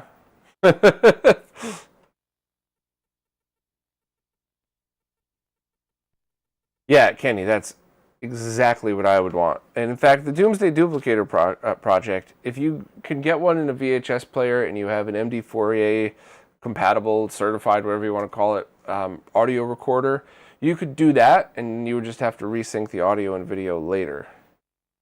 All right, well, let's see what happens when I put this in. Obviously just wasted one, but has anybody ever used one of these particular models before? So I could figure out how to do dubbing. I think there's somebody printed out a manual. I should probably have read that, but we shall see.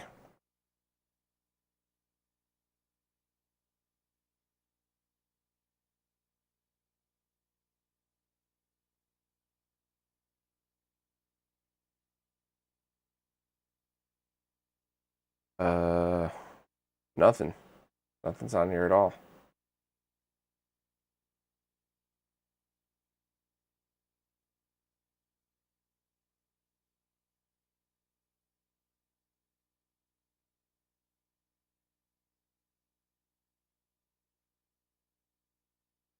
It says cannot find DVD directory.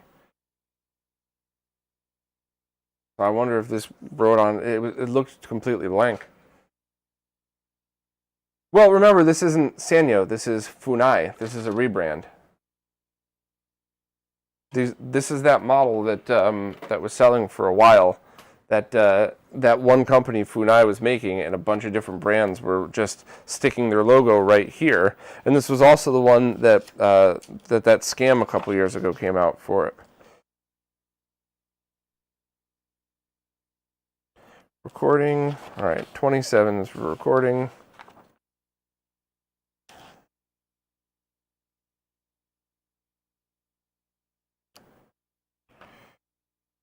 26. All right. Dash Rs are compatible. That's nice.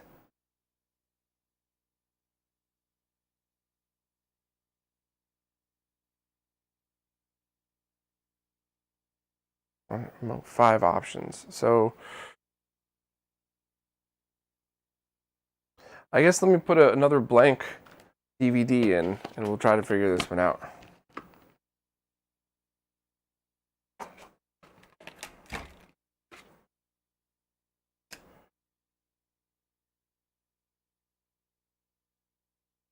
Okay.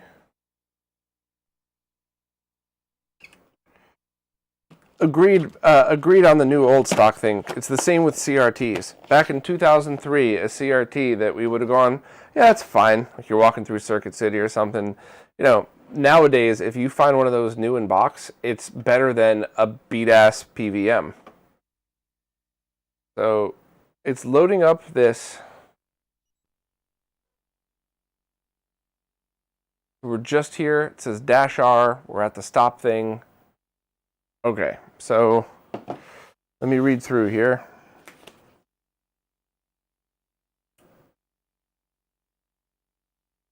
Videos. So you could select a recording mode, but I don't see a button here on the front. And let me try looking for the remote. Input select L2, L1, L2. Nope, that's not what we're doing. Maybe it can't record VHS. Maybe it can only record through the inputs. Top menu, no. Disk menu, nothing.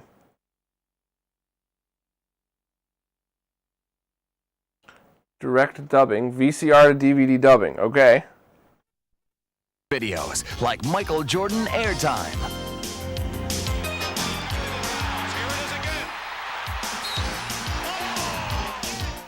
Plus quick access to championship tapes featuring the Super Bowl, the NBA Finals, the Final Stop.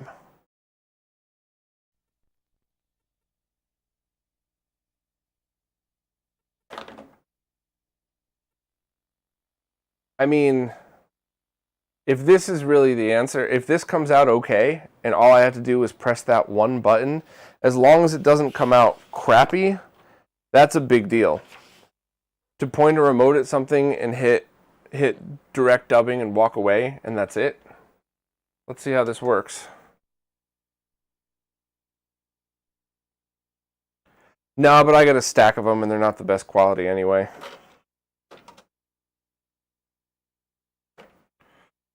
Yeah, let me rewind this too.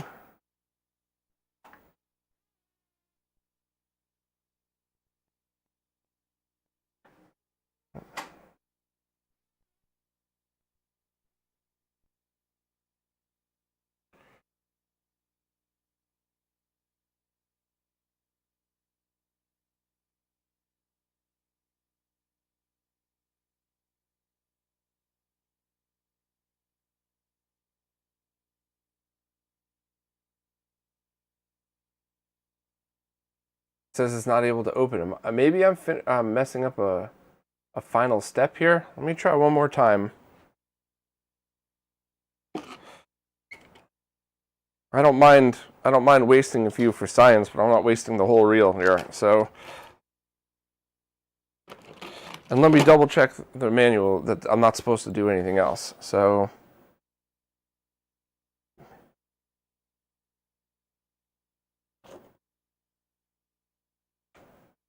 setting for auto chapter, I already did.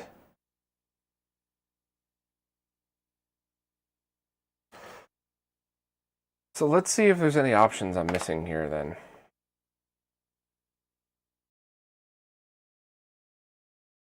DVD menu.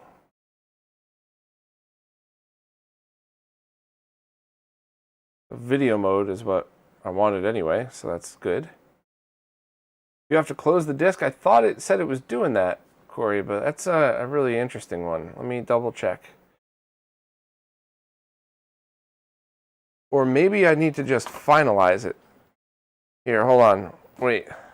It said it already was, but let me put this disk that I just had in here. Let me put this back and see what happens.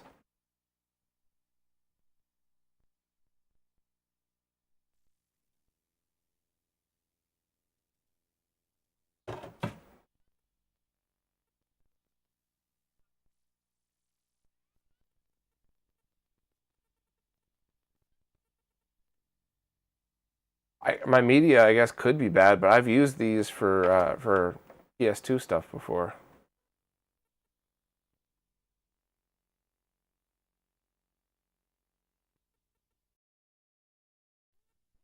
Okay, so there's something on here. Michael Jordan airtime. Let me hit stop. Back to setup. Finalize. Finalize disk. Yes. Okay.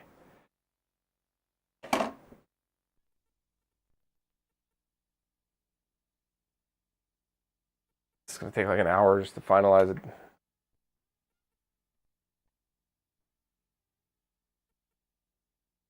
All right, my tape's rewound. As soon as that's done finalizing, I will try doing the full minute like we did before. There's no way it's going to take this long, though. It's got to be one of those things that it's going to jump from 1% to 10% to something else.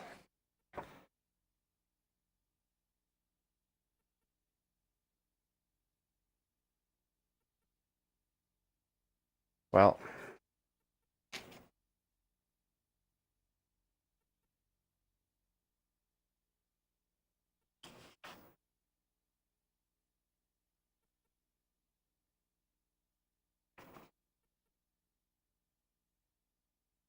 all right.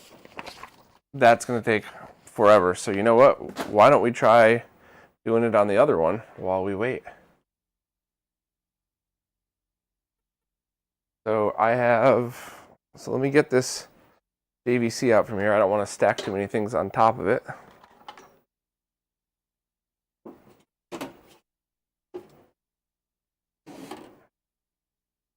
Put that down nice and careful. Don't mess up the disc. Okay. So I have the exact same one like this, but silver, and has a Time Base Corrector built in if we need to. That's the one that's already on my wall, connected to stuff. But what I also want to test, this one definitely has a Time Base Corrector built in. And hopefully it could do the same type of dubbing thing that we see here. This one only takes DVD plus Rs apparently, And no, wait. It says no. It says -R as well. Okay, good. Now I'm just going to use composite out for this one as well into the TINK, just so we could see it. This also has component video output, and I did test it, but this was the one at the end of the that last stream that I tested, and it had like 10 frames of lag or something. So you can't use this instead of a Koryu. You have to you still have to use that for gaming. So let me just flip over and see what we got here. All right.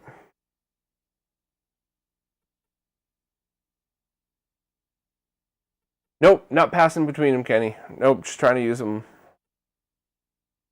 Green Devil, yeah, but anybody that's been sitting patiently through this stream is now realizing why I don't just have a basic VHS capture guide. I have a guide that I wrote in like 2006 that is totally relevant and accurate to, 2006. So definitely not to today.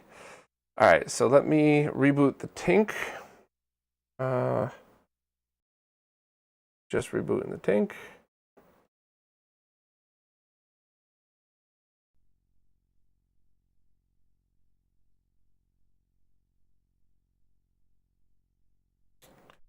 Input composite. Let me plug this. I forgot to plug the power in, but let me fire this sucker up and see what we got. And maybe it'll be a little bit easier to navigate than the other one.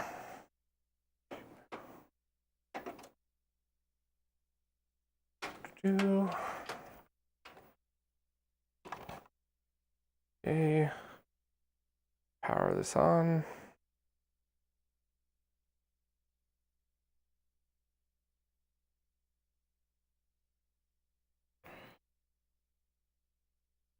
Just worked the other day. Oh, here it is. Coming open. Oh, funny. This is a DVD recorder. This isn't a DVD VHS combo. That is very funny. Well, whatever. Same theory here.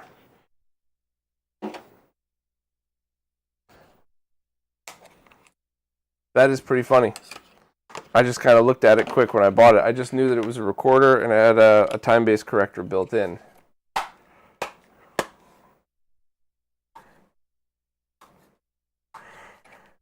Kenny, the firmware is available right on his Discord server if you wanted to try it.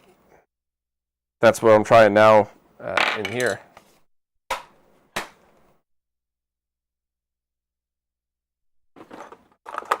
Well, that makes sense, but why Kenny was explaining to me plugging one thing into the other. So if, let me go back to what you were saying here. Yeah, so you can't plug, or you shouldn't plug a Time Base Corrector into a Time Base Corrector, is what you were saying, Kenny, right? Which is what I've also always known to believe. Submenu.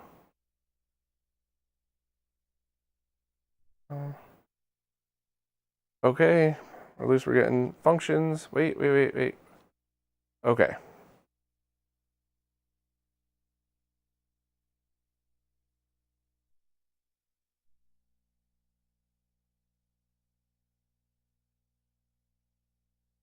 Yeah, for what you can get for the TBC 1000 now. It's a big deal. Settings for recording.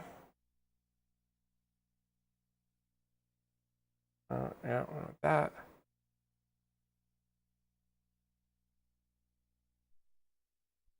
Damn it.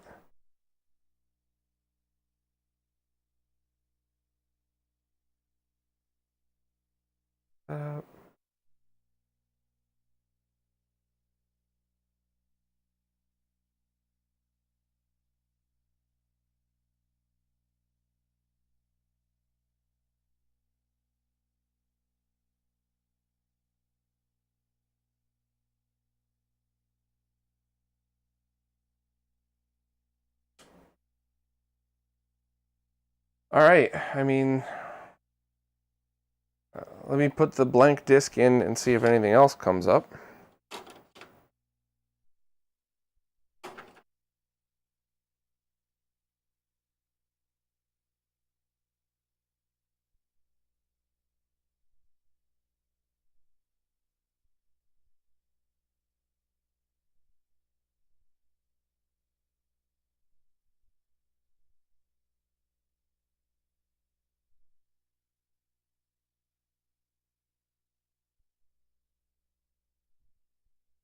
Okay. Let's real quick swap back to the other one to see how far along it is. And now I'll grab that VCR that I needed again. Wow, I forgot how slow all this stuff was. That's pretty funny.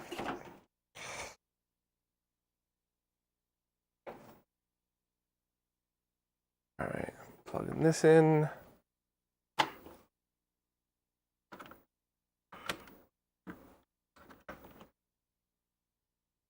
Gonna need to grab some more cables here.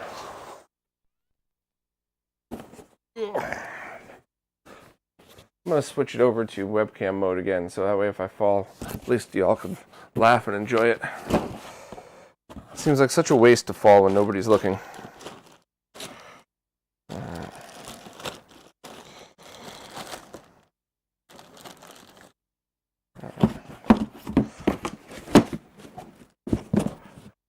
I have some short, not awful, probably shielded audio cables I'll be using, and I'm going to grab an S-video cable, because why not, right?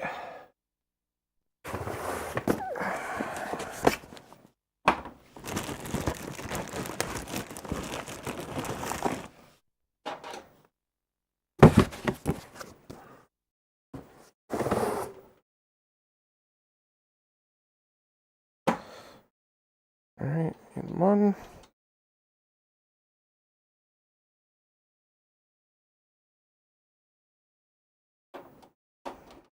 Oh.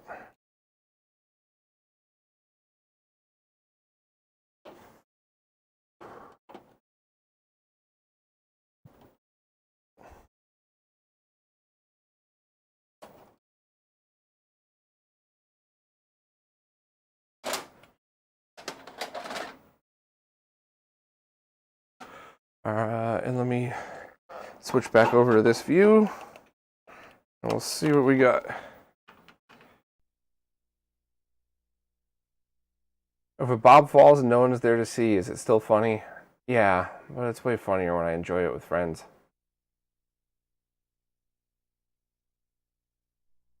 Okay, let me just hit record.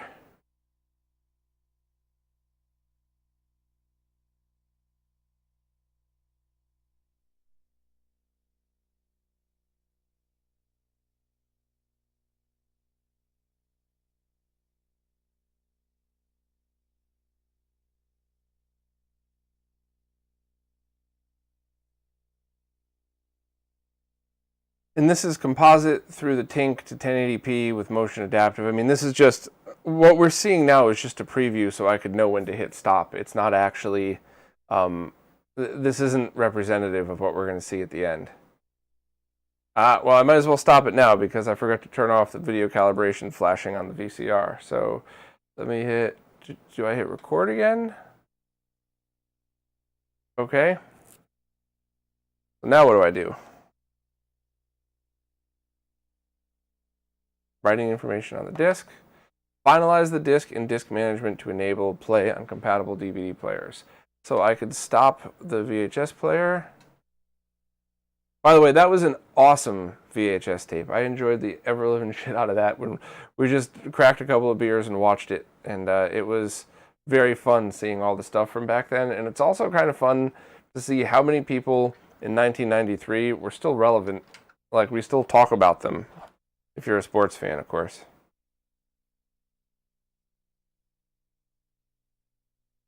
All right, so now I have to go back into the menu.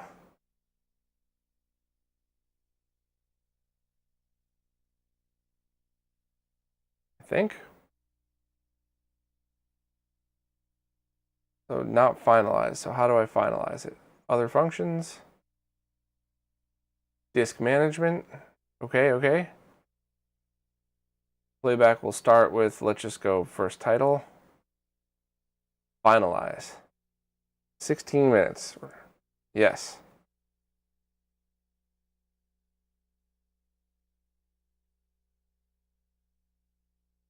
Yes. Okay.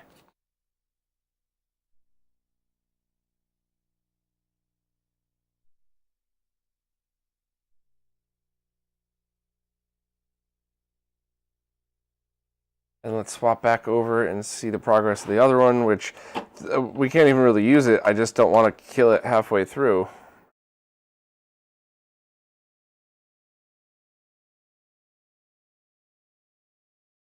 Okay, so this one does seem to work. So let me eject it. And I'll put the tink back so we could check the progress of the other one. And we drop back.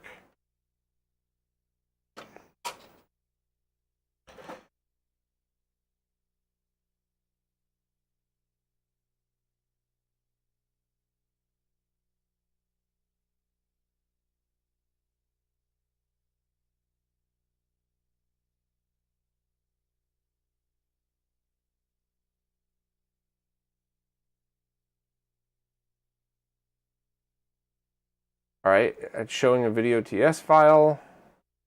I get the VOB. Let me see if I can just copy that to my hard drive.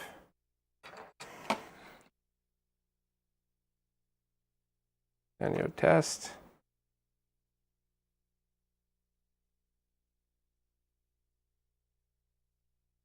All right, so let me show you what I'm seeing here.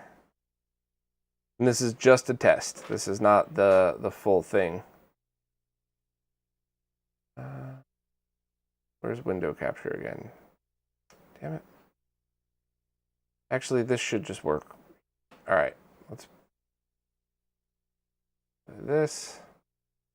So here is that from that Sanyo DVD player.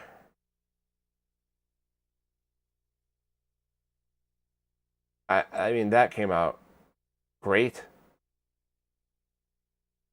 I need to do it again so we could have apples to apples comparisons, but that thing came out great. That's still finalizing. So let me stick this aside. Let me switch this back. Is that ejected yet? Eject.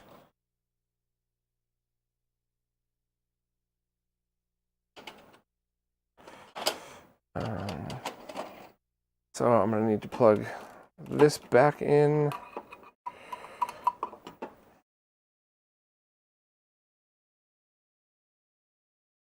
And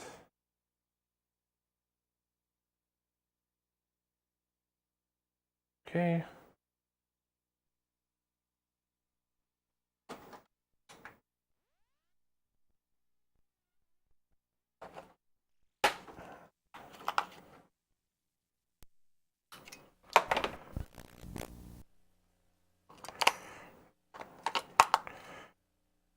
Okay.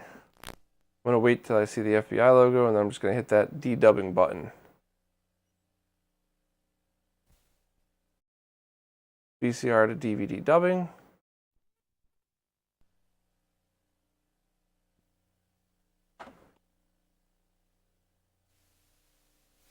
Sports Illustrated just opened a new store right in your own living room with a large selection of the newest, hottest, and most unique sports merchandise and entertainment releases. At the Sports Illustrated store, you can get the best sports videos like Michael Jordan Airtime.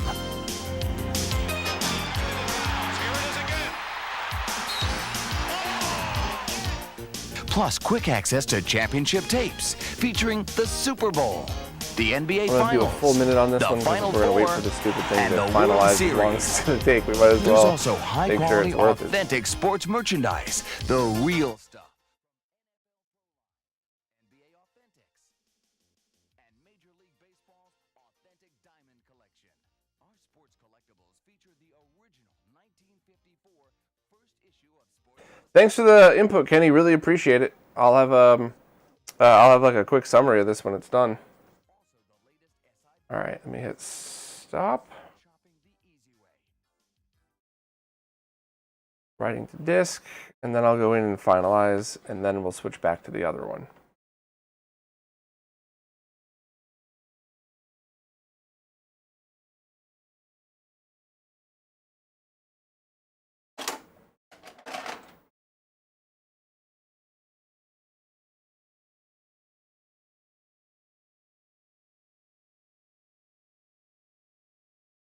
Okay, setup. DVD menu, finalize. Yes. All right, switch back to the TINK to see how the other one's doing. And then the last thing I'm going to break out is the DVDO scaler. All right, so that's still finalizing for a while.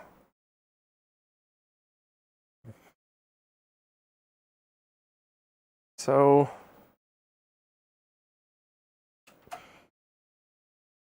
all right.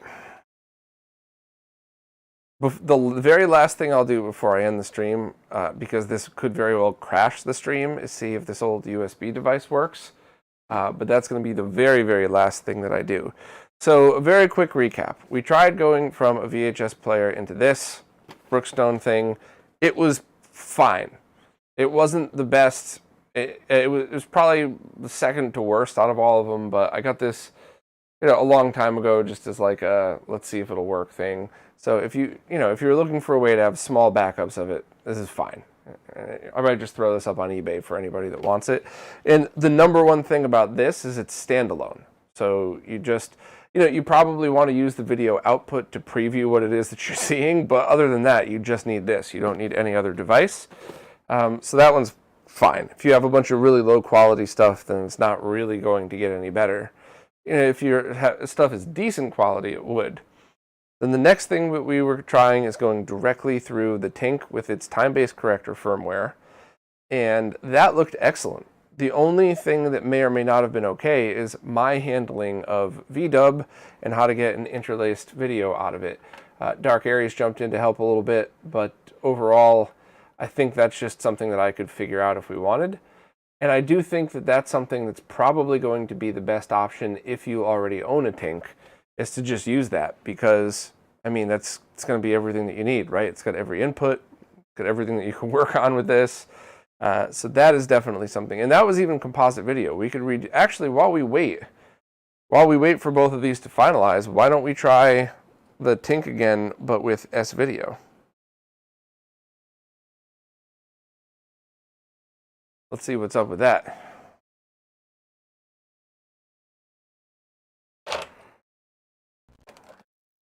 Right.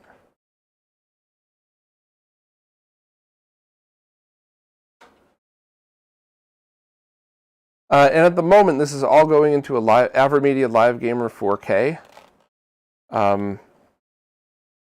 which shouldn't have an effect on any of this because that thing could do 4K 60.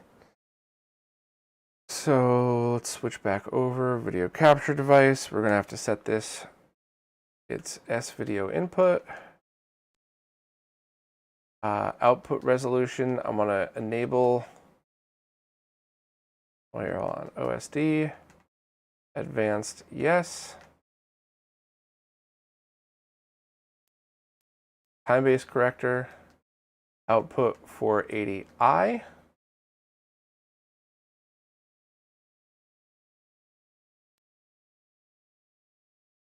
Yeah, so TMS, that's kind of the thing. Maybe you want it in 480i very specifically because you want to use other upscaling methods. So yeah, exactly right. So let's let me open VDub again.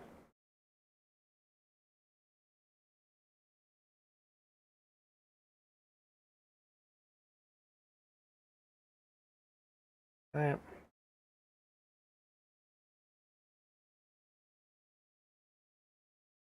Yeah, we're going to change that to CVBS. And this one is S-Video.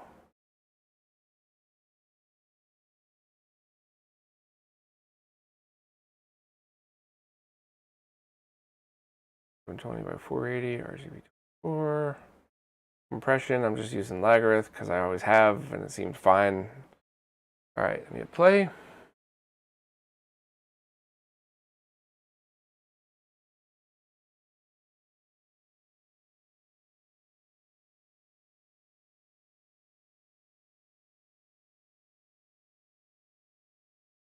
Shadow mask, that is weird.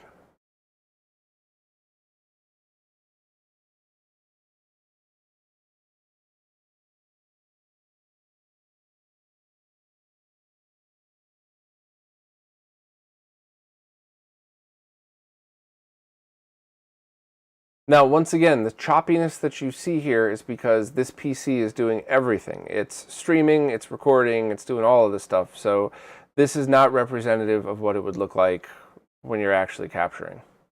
And for that reason, I'm only going to do 30 seconds with these methods. With this, just because I probably could have run it through another PC to another PC, but I just wanted to get the stream done and get some answers.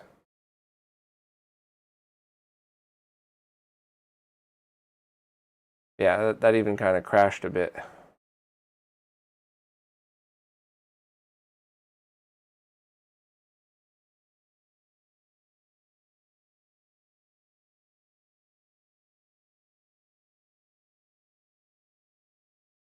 Yeah, it's a little better.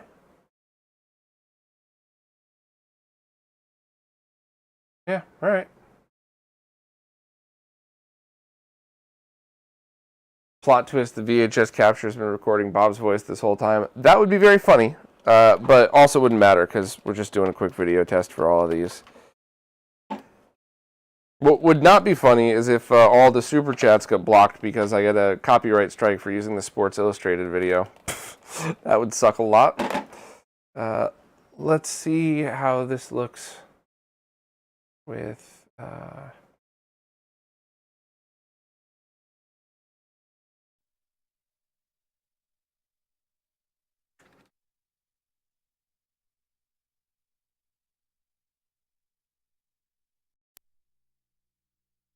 All right, that's still doing its thing, and the other one's probably still doing its thing for a while too. All right, so we did S-video capture through that. We're finalizing the 2 discs for using a DVD recorder. It would be very nice if that Sanyo one just worked, because that would just be something that I could hold on to and just do transfers that way. And if it ever becomes super important again, I could then just go and do get a Doomsday duplicator for it or something. So that all, we're waiting for all of those. So then I guess the next thing to do would be to break out that DVDO VP50 and test. So what I ended up doing for my family or for my in-laws is using this VP50, having it de-interlaced to 480p and go from there. And I thought it did a really great job de-interlacing. I don't really have a complaint on that, but then after the fact, I could probably run it through a scaler. I'm wondering if this is the answer for it. So let's start plugging it in and see, and let's see if I can do this without killing everything else that I have going on. Yeah.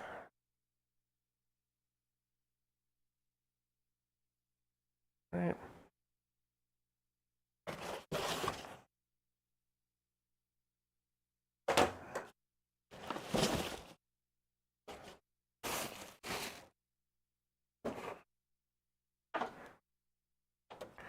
So this thing is pretty awesome. It does so much. So I'm going to just try and connect this stuff up.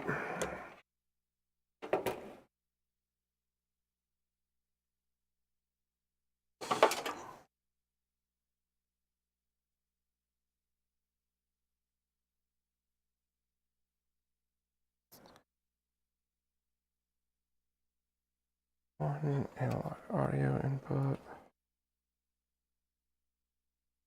All right, let's check on the other 2 solutions to see how far. All right, so if this is almost done, before I start messing around with the DVDO box, I'll just wait. And let's check on the Sanyo one as well.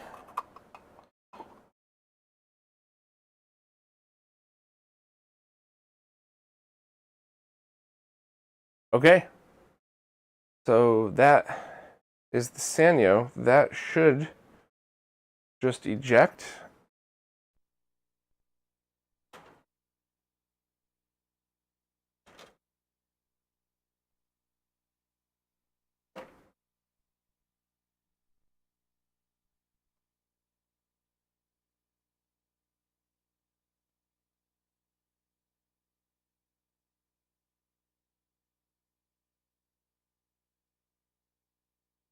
So TMS, everybody argues with me about this, and I don't know what the truth is.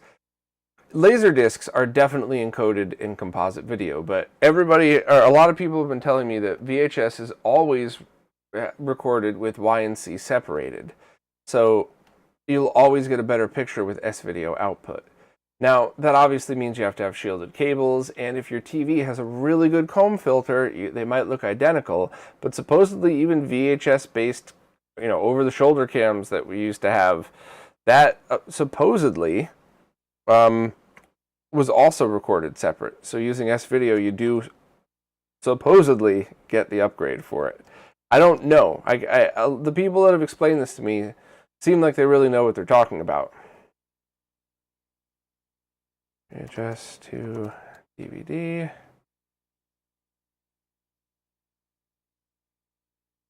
All right, I'm going to use the same test I did last time. Let me drop the display capture down, and let me do a window capture and do the same thing we were doing before. And I'm going to double the size of it. So transform, edit, 1280. All right. So here is using that Sanyo Funai thing to convert VHS to DVD.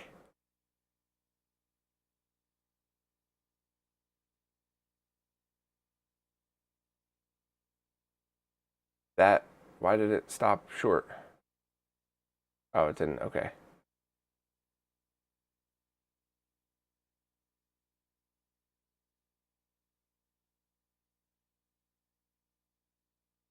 This isn't bad, but here is the TINK and S-video that we just did. Once again, that choppy jitter thing you're seeing is the computer that I'm using. That is not the TINK. TINK looks better, right?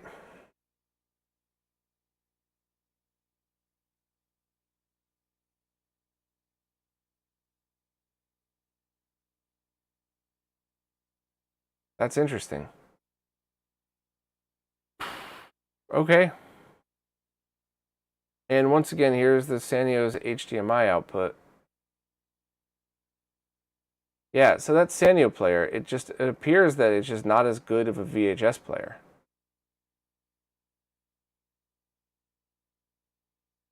Well, let's take a look and see. Since that one's done, let's see where we're at with the other. Oh, good timing for everything. All right. So I'm going to label these things. Sanyo test.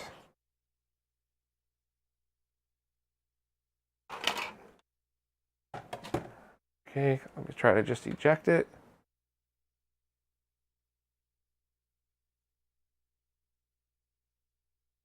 I think I have to hit enter first, okay? I keep swapping the same batteries between two remotes, which is why it's taking me a minute here. All right.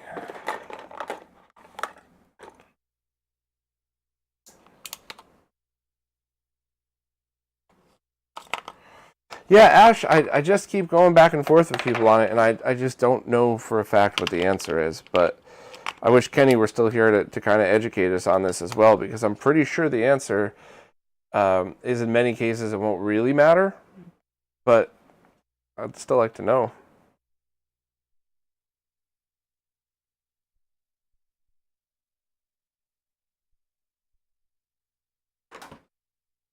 All right. Dropping this down, we're going to put this into the computer.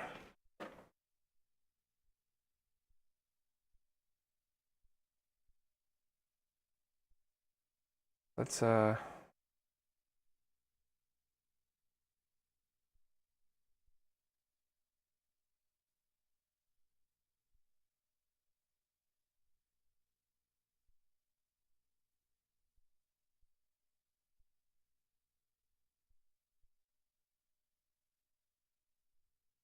rename this. AVCS video, Panasonic DVD-R. And I'm going to do the same thing I was just doing before. Window capture.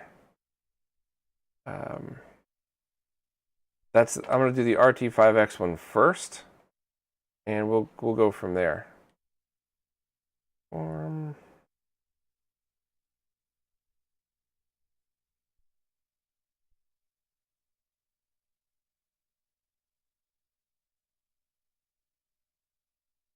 All right, so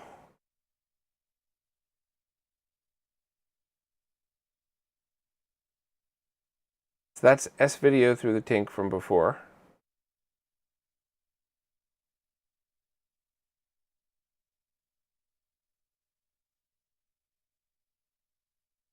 The writing on the boxes looks good.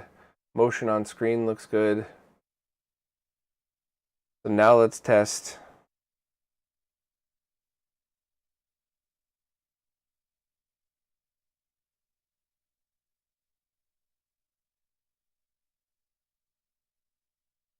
Colors look good. It's not washed out like the Sanyo was.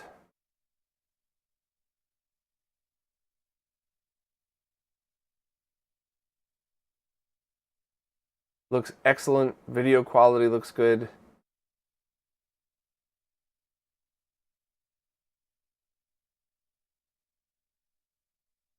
That's interesting. So I'm gonna, after the stream is over, I'm gonna repeat these tests, just the TINK tests with nothing else running.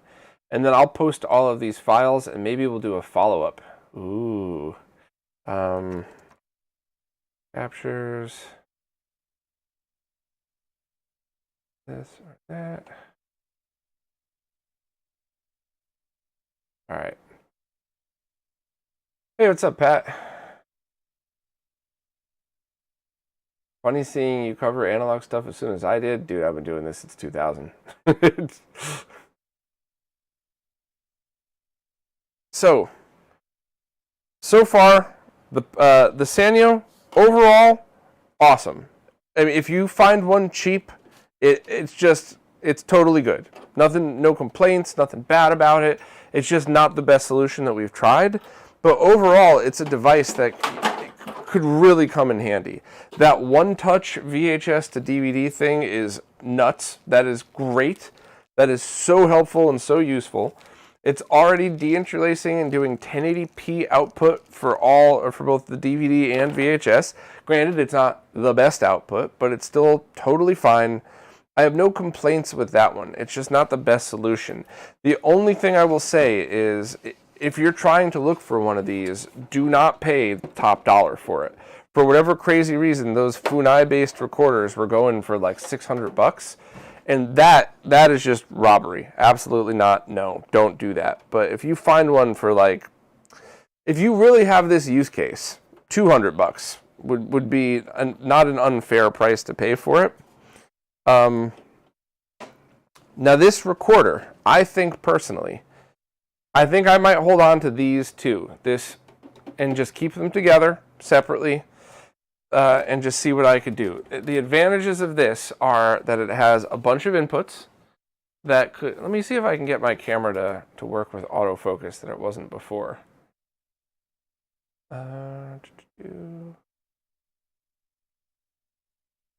Let's try it now. Let's see what I can do with this. So, will it work? Autofocus? Hello? Man, this Keo camera, I'm not sure if I should have spent all this money on it. So you have all of these inputs, and another set on the front, by the way, and all of these outputs as well. You know, I'm going to drop this autofocus shit and just do it manually real quick. Hey, look at that. So the optical output's obviously only going to be for the DVDs that you play, but it will convert composite and S-video to component with Time Base correction and with a comb filter in it. It didn't do a terrible job. Ton of lag, by the way. We definitely did test that on the previous stream. So this thing, in my opinion, seems to be a great multi-use device. This thing is, you know, I don't know if I would use it as a DVD player, but it certainly is going to be good for if I need to convert signals. So if I want to use composite video on a component video setup, you know, lots of stuff like that I think it would do completely fine with. It just, in converting VHS to DVD, I think that's super easy. So I think that the two main uses for this for me would definitely be converting composite in this video to component only for video. So VHS and Laserdisc, not for video games. Core U is better for that. And then a very quick and easy VHS to DVD recording that is good quality. It's not garbage quality. Not sure if it's the best quality, but respectable enough. This one right here, let me unplug it so I can show you the back again. Which one was it? This. So what you're going to want to find is ones, if you want this one, because, yeah, I'm getting the focus, give me a second. If you want this for its simplicity and just for all of its extra features, look for where it says Funai. Funai Corporation Incorporated. And this was May 2016, which is why this is such a new-ish looking thing. So that one, that player is great as well. I'm going to have to sell all these soon too, by the way. So if anybody wants any, please let me know.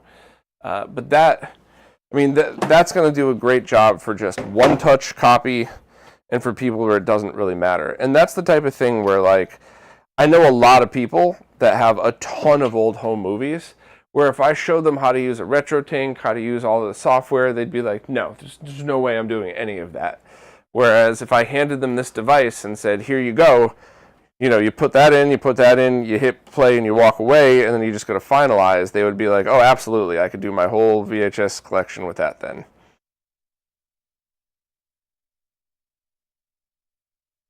Let me zip this up here.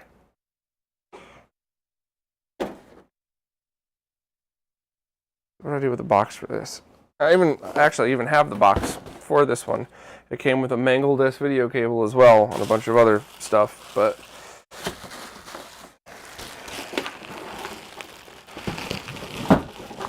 unless somebody really wants to buy this off me, I think this one's going to just go in like my attic or a drawer or something, and this is just going to be the thing where family members are like, hey, what do I do? I'm just going to pass this along to them and have them do it so I don't have to. Unless it's for like a really important thing. Like, oh, like I've had friends over the years come up to me and say things like, you know, I only have 2 tapes of my mom before she passed, and, you know, they're really important to me. That's the type of thing where I'm like, give them to me. Let me spend a couple hours messing with my setup, and I'll practice on other tapes, and then I'll put yours in last. But for just like, hey, I need to put VHS, very happy with this one. No complaints. Let me stack this back over in my corner.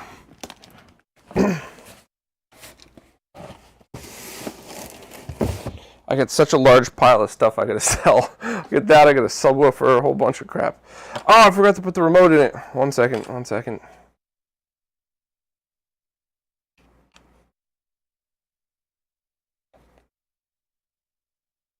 Yeah, your points about the new VHS players, that's that's probably valid, and that's probably one of the main reasons why we're seeing a quality difference, because that JVC player was at the peak of VHS. Let me see if it has a date on it.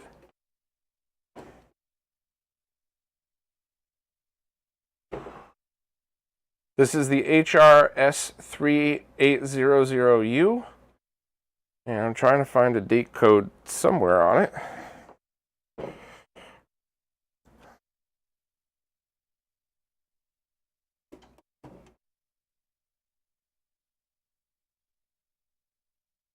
I don't. My guess is early 2000s, though. And my guess is when this was made, it was probably top-notch for quality, because by that point, JVC had just perfected everything. And when, perfected their supply chain, like, that's what I mean. And I have a feeling that when it comes to stuff like this, what Kenny was saying before too, about you know, the newer stuff is probably better, but when you start getting to 2016, where that Funai player was made, that's probably more something like new old stock of the lower quality, whereas this is pretty mint condition right here. So I don't know. I'm interested to see. Melted Belt. That's the new metal project for me, Pat, and Dave. That's funny.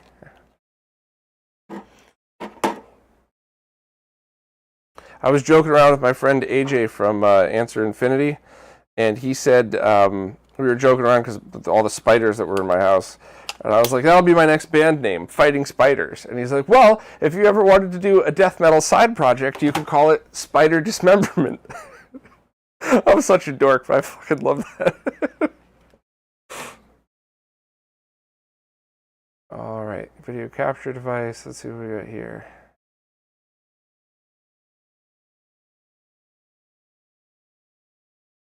So where's the remote for the DVD player here? Of course I need more batteries. I'll put this back so you see a slightly better view.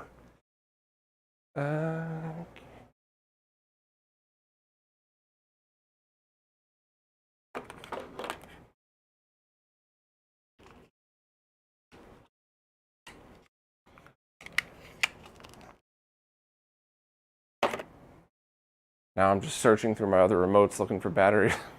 Wait, I think the Tink remote's got those right here.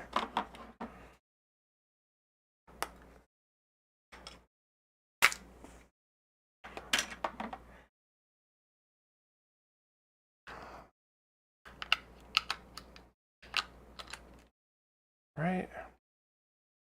Try this again. All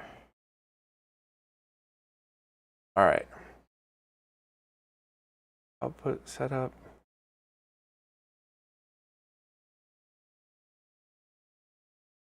.480p. So I'm actually going to remove this just to double check. To double check what it's reading this as.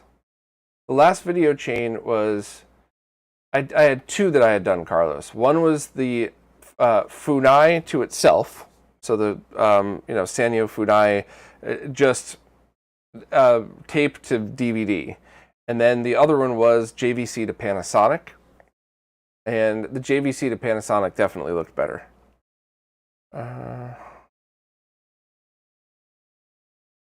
Just double checking that this is reading this as... Funny, so this is reading it as 360 by 480. I wonder if that's how it's... I don't know. Let me double check this again. So... Let's set up.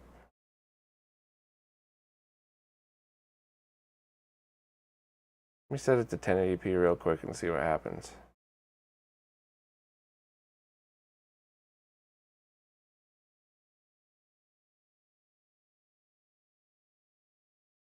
So interesting that, let me load this up to show you what I'm seeing here. Very off-centered. Let me hit play on this VHS tape just to see if maybe we could figure out why. I might have a zoom function plugged in or something.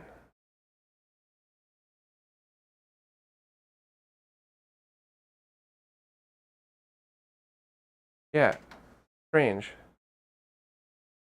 So, menu, input. Let's just wonder why it's separated like that.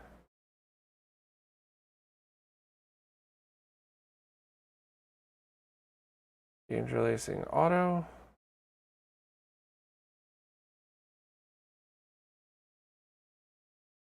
VCR mode. On. Wonder why it's not centered. It didn't do this last time. And it's not the AverMedia capture because the OSD that you see is in the exact proper place that it's supposed to be.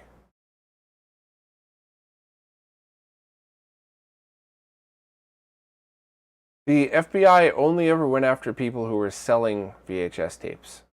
As far as I know, there's never been a case ever in U.S. history where somebody rented something from Blockbuster, copied it, and then got arrested for it. It was the people who were, you know, making many copies and selling them at the back of their car, and also people who were going to movie theaters with camcorders and doing that. Control. Ash, you had one of these, right? DVDO VP50?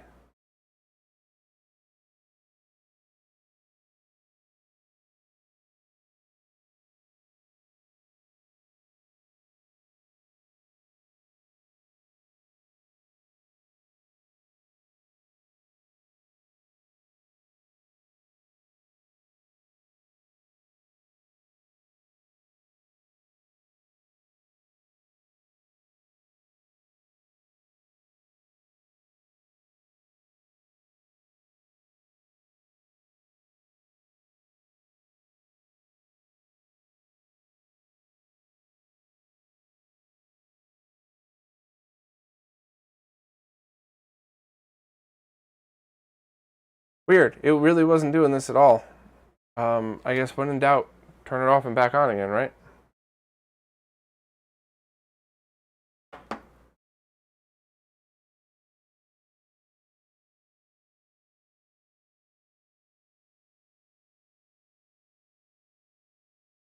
Maybe I'm going to try a different S-Video port. Maybe that's just a thing. Who knows? All the weird stuff I've seen, that wouldn't even be the weirdest. Select. No, that's so crazy.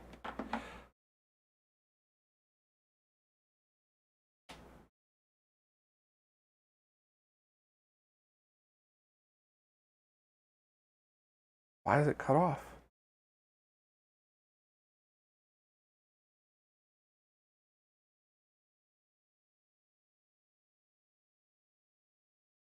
TMS added VRR support via software or VRR support via a new model that's coming up that's not released yet? Because the second one I've heard as well, not the first though.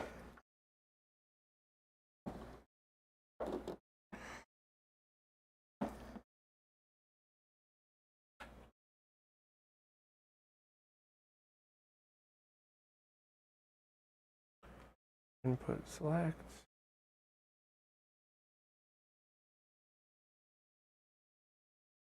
That's really weird. I don't understand. I mean, it obviously looks great though, that's for sure.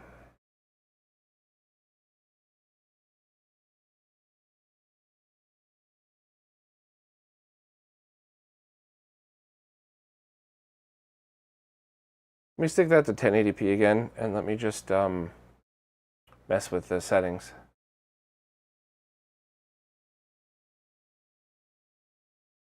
Is it VRR support that it supports it passing through, or is it VRR support that it actually could record that way? Because that would be pretty crazy. Picture control, brightness. Input adjust. Come on, what am I doing here?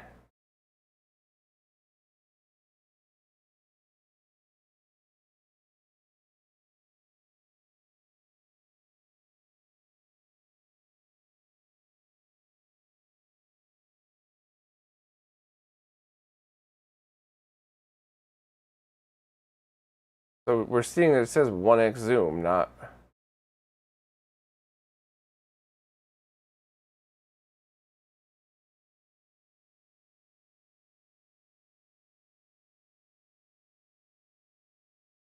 Ash, this is the DVDO VP50. It's just the, and I tried composite and S-Video. I tried going direct in. Let me just try one other thing. I'm taking the HDMI cable out, replugging it in, let me just try messing with one other thing real quick. And yeah, just give me 1 second here to try something. I just used this device for this exact reason like a month or two ago, maybe 2 months ago. But when I say use this device, I mean exactly what you see here. This VHS player to this VP50 to this capture card with this same stupid candy stripe HDMI cable, and there were 0 issues whatsoever. Not some offset shit like this. That's just strange. Let me try a different tape. Where's Buns of Steel?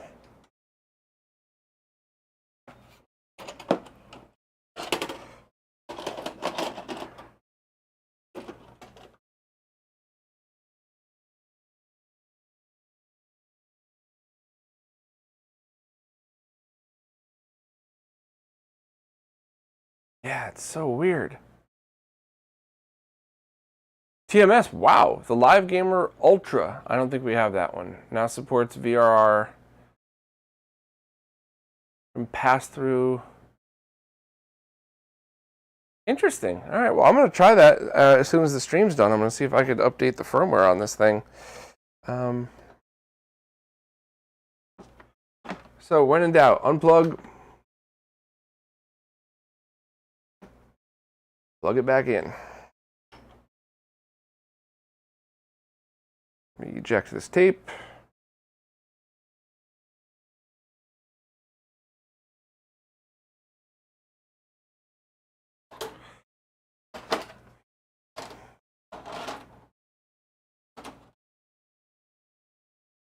I've never seen this before.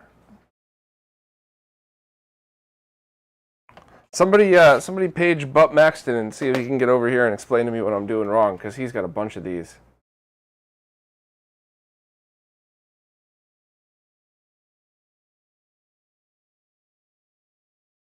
All right, so let's just change the input back. I'm gonna do my best to figure out what's going on here, but we might have to call it or do something. All right, so we're using S-Video. Let me unplug composite altogether. You know, just to be crazy here, I'm going to plug this into my RGB monitor again as well, just to see. I know this is dumb. I know it's going to work, but I think it's got to be an issue with the DVDO, but let's just double check. Did I break something in the VHS player at one point?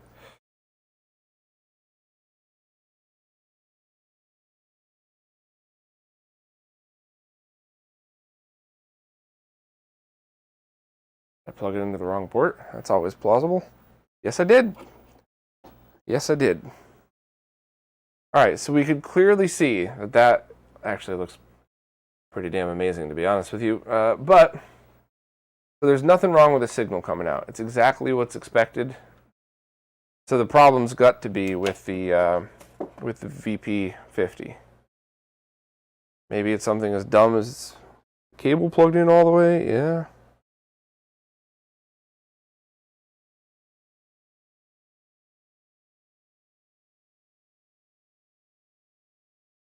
I've never seen this. I'm not at all an expert on the VP50. Not even close.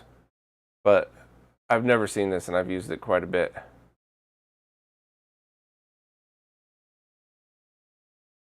Cutting off the entire side of the screen.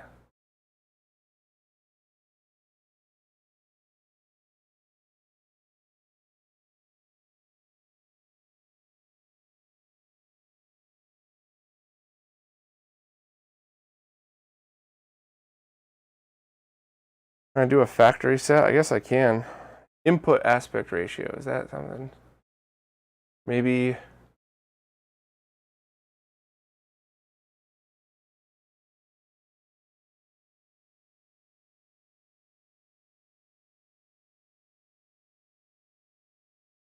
Jeez. That's a good question. How much do the VP50s cost?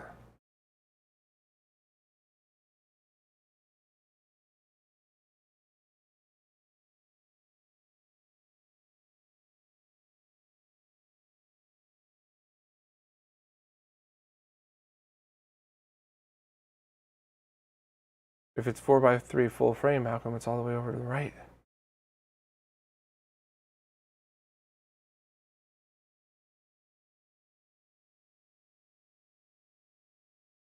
The panning's at 0.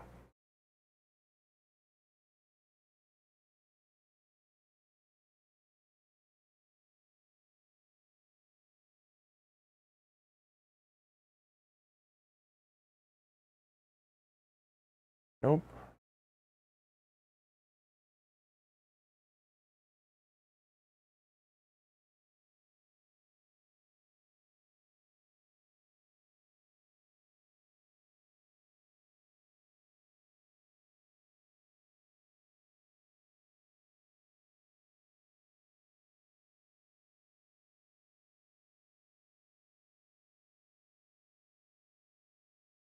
Factory default. I hate doing this because what else am I going to break when I do it? But let's see.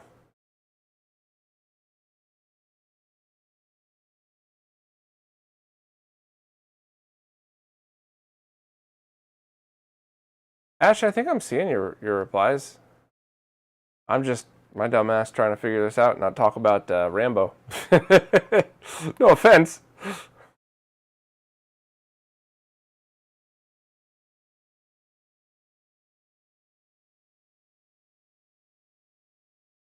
All right, let me go back through the splitter then, so I don't have to worry about this.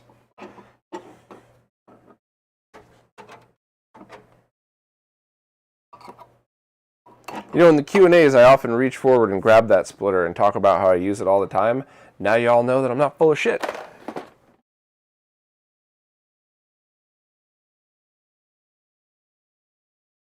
All right, there's one more thing I have to do, and I'm going to have to do it off camera. And it might even crash the stupid stream here. I'm sorry if it does, but I'm going to just plug this directly into my computer monitor here that I'm using, just to double check that this is what we're seeing from the HDMI output, and it's not something that's happening with the capture card. Because I don't think it's possible. We double and triple checked everything, but I want to know. So, oh shit, it was the capture card. Thanks, Ash. Great job, dude. Well done.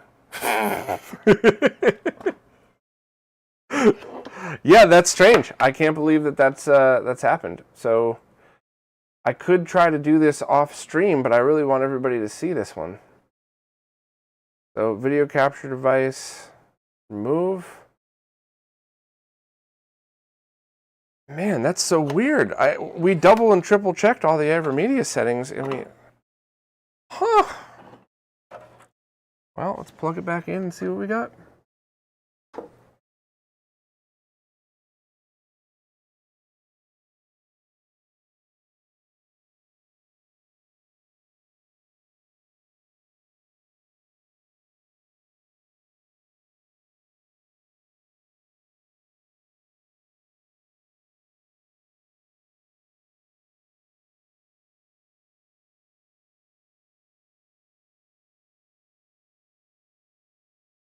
Yeah, there's something wrong. I might have to reboot the computer for that, which would mean I'd have to do it off stream.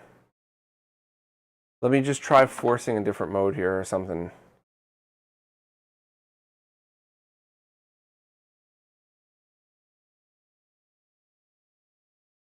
Yeah, this has happened to me before, and it requires a reboot. Yeah, all right. So, anything else? Anything else we want to do here? Anything else needs testing? I think we've hit the limit for. Oh, you know what? Well, I'm gonna try one or two things. If it crashes the stream, then this will be it. I'm not gonna log back in, but I don't want it to crash the stream. I want to keep going for just 2 more little tests here. But if it crashes, thank you in advance to everybody for being awesome and hanging out with this. All right, let's see. So I'm going to disable the device in the device manager. So let's see if the stream crashes. If it does, you're all awesome.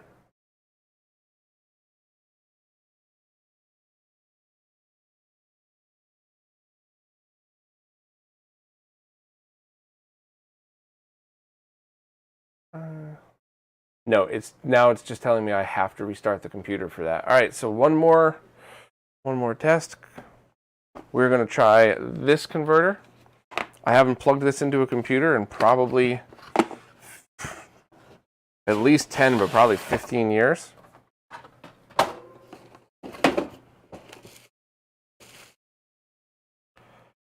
The Grabby Deluxe. Let me plug this thing in. And once again, if at any point the stream crashes, you're all awesome. Thank you very much, but I'm just going to call it a day at that point if it does.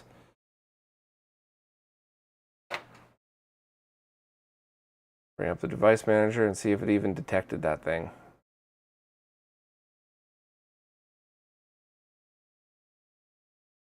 Ash, when I saw hashtag OceanGate trending on Twitter, I thought the ocean had been canceled.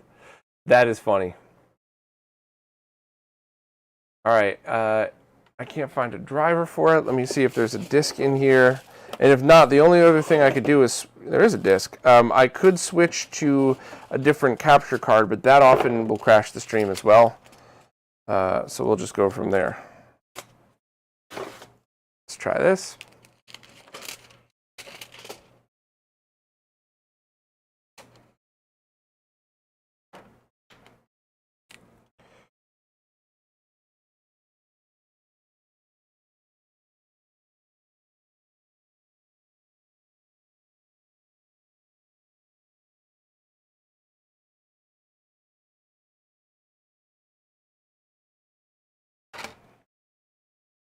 All right.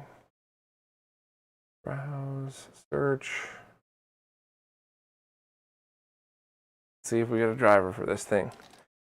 Installing drivers. Nothing's crashed yet. We hope, we think. All right, I'm going to switch over to display capture. And let's grab VDub again. See if it even sees it.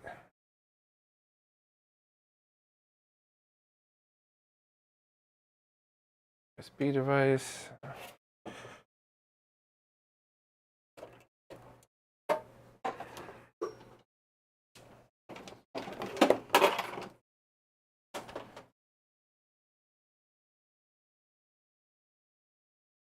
All right, plugging that in. Audio, video.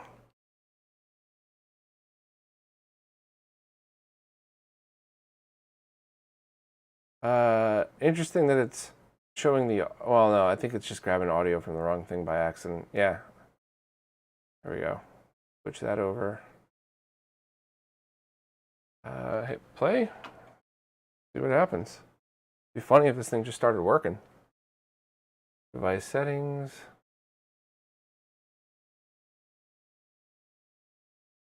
Oh, it automatically switches to PAL 25? What?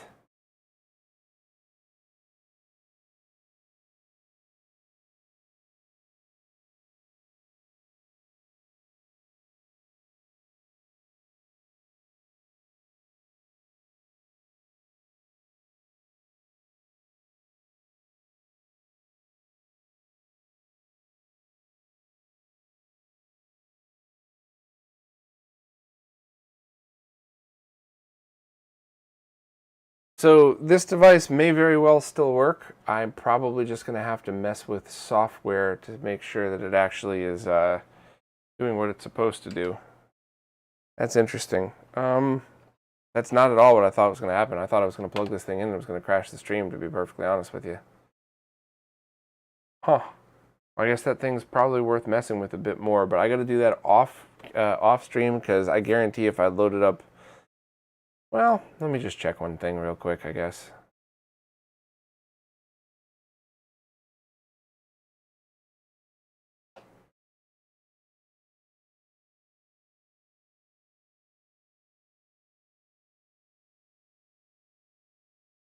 Is the stream still going, or am I talking to nobody and the thing crashed and I just didn't realize it yet? Which happens. Definitely happens.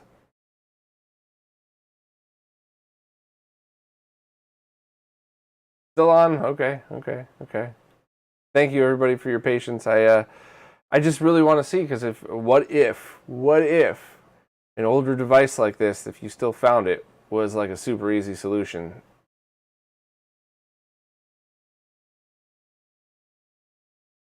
Grabby.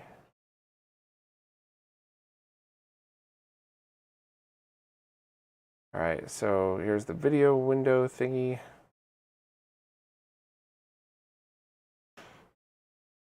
So NTSC.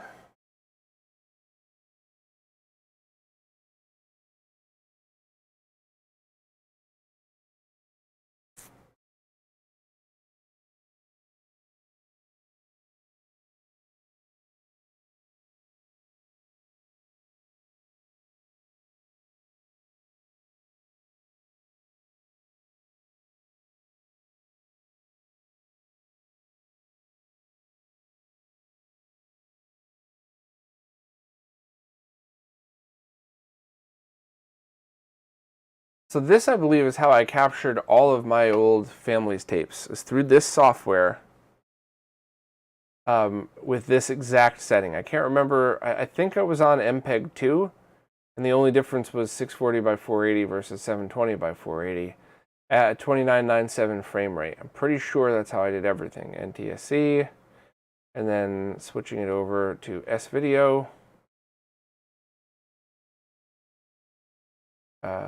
Shit. I mean, let's see. Recording path. Stick it on the desktop.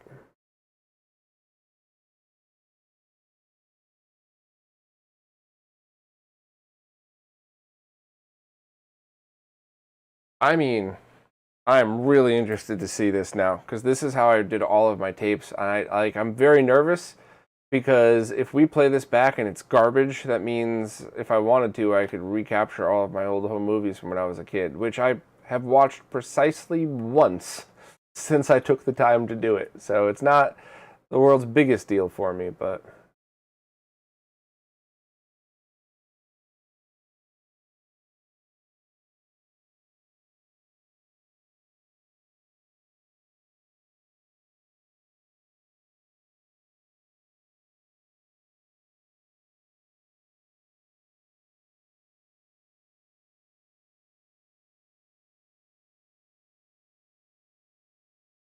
Mighty Squirrel, if you saw those settings, you saw that the only difference was 640 by 480 versus 720 by 480 with the bitrate compression to match. That was it. There was nothing, no other differences between those.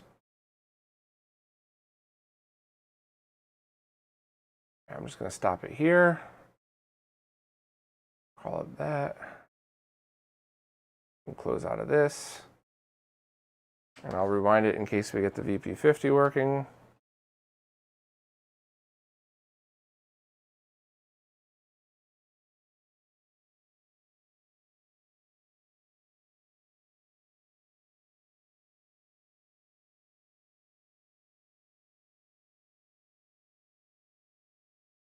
Sorry, I'm having trouble rewinding this thing.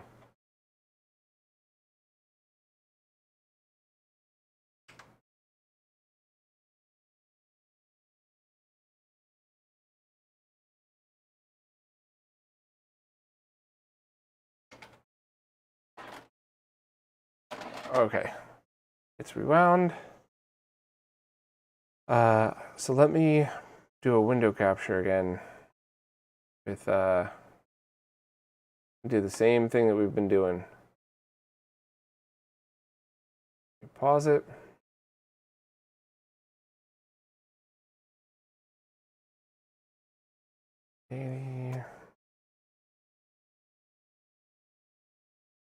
All right, so here's what we just did with that thing.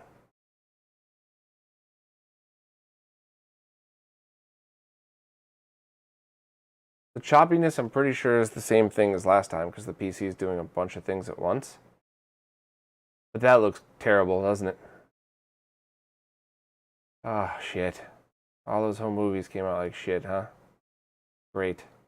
Just great. Let's fire up the RT5X again, just to show the difference. I mean, what a difference, right? What an absolute difference.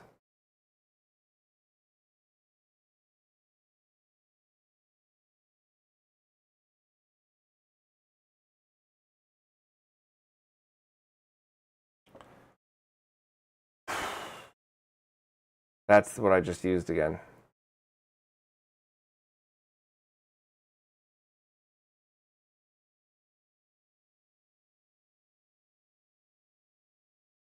Well, that's depressing. That's real depressing.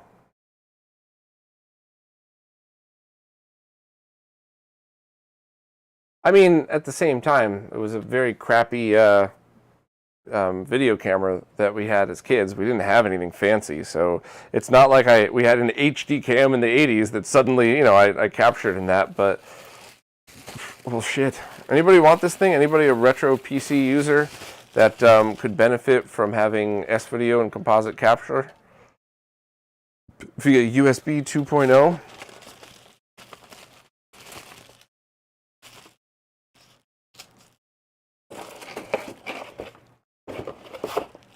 That makes me sad. That was a lot of work. It was like 20 hours worth of work. And one of the tapes broke.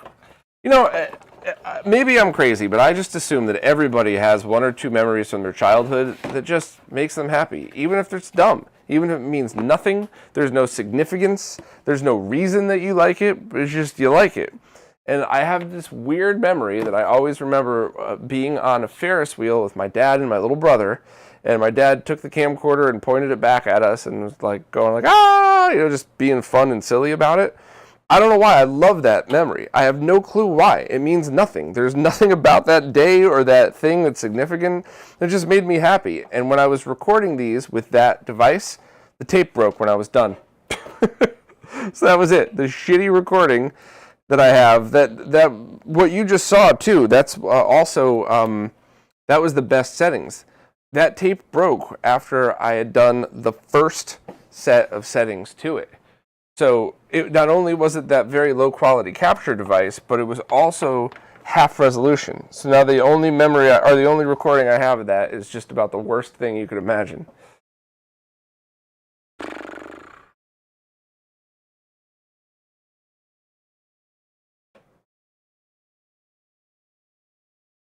All right. Let's see. Let's grab VDub again. This very often crashes the stream. So once again, you're all awesome. You're the best. Thank you so much. But let's hope it doesn't, all right? So far, so good.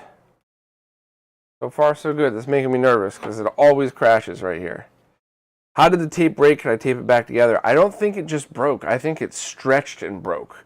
So like one of the reels got caught and the other one kept spinning, thereby stretching it. Okay, so video preview, capture pin, RGB. Let's go let's try 720 because I'm going to set it to 480. Are we still here? Are we still here? I think what I'm going to end up having to do is let me bring up the vision window instead and configure it. Can you see this all on stream? Yeah, okay. Let me configure it through here. So input's already correct, but output setup. HDMI, and we want 480p. With no H, maybe that was the issue. Maybe the H shift. No, that wasn't. Never mind. All right. So 480p, okay. And I'll check vision to double check that that's what it's reading it as. 720 by 480, 5994. Okay. And I believe we should still put VCR mode on, wherever that was. Yep.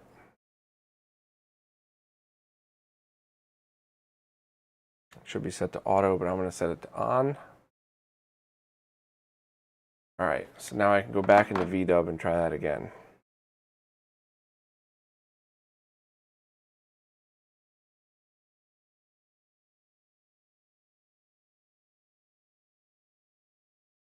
VDub.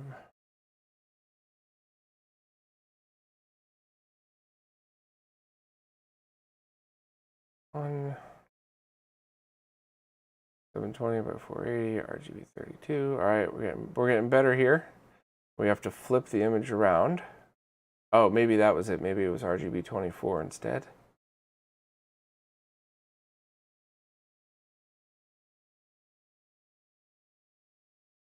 Is it really in YUV2? System.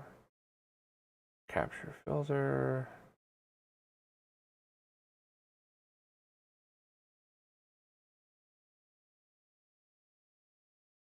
Okay, all of these are good signs. Compression, we're going to put it on lags just once again, just because. Ash, any idea why it's freaking out with the color space?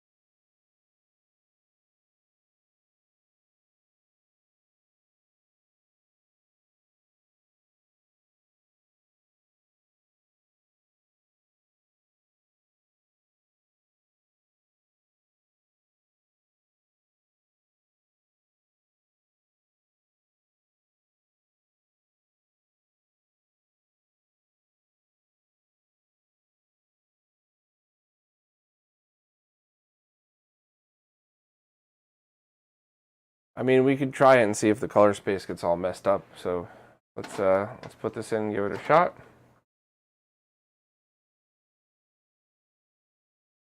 File, desktop, read up. We'll rename it in a second.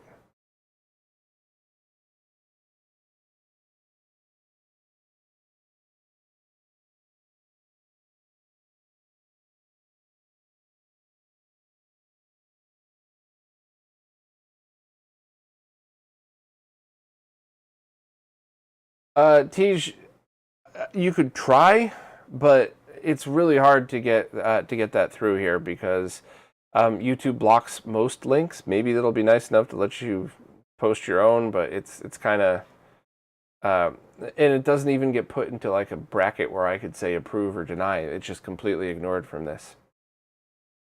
So here's the final test before I go. This is the same player, the JVC player with the S-Video output. And this is going into a DVDO VP50. And all we're doing here is converting it, or is deinterlacing it, nothing else. We're not messing with anything else here, just deinterlacing. So let me stop this. Let me grab a window capture and let's just test.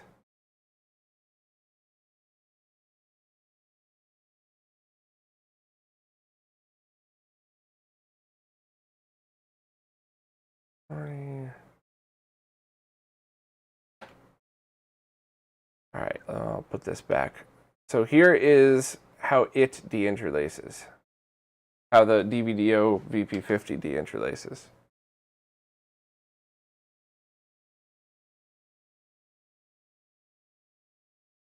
I mean, that looks beautiful as well. There's no issues here.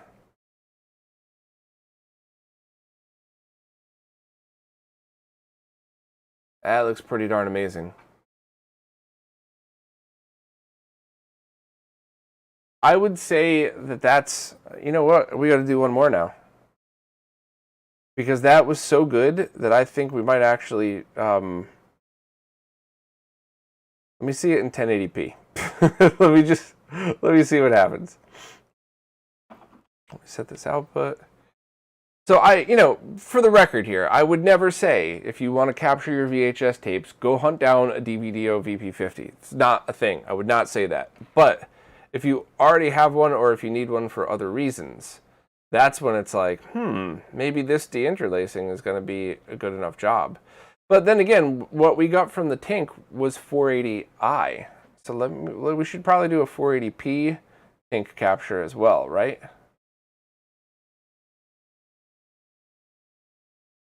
Yeah, I think we should do that too. Let's do this first, and then we'll do that. And that'll be the stream afterwards. So 1920, unless it crashes again, by the way.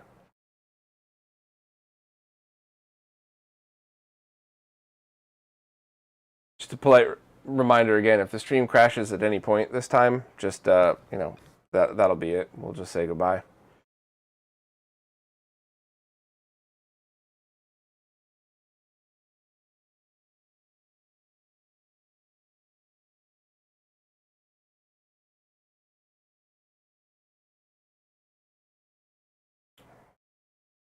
Damn it, pause. All right. Test. Play. All right.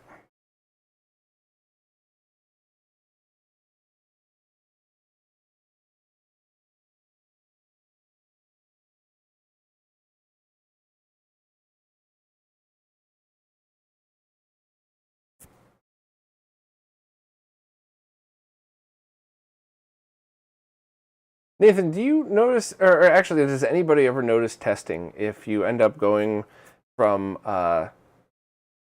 whatchamacallit, if you end up taking like a 5994 file and recording it at 60, is there tearing or popping, or is there any negative effects that you know of?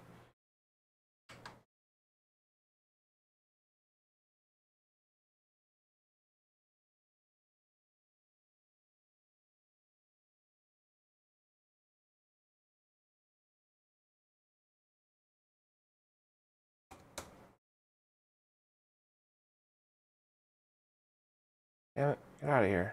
All right.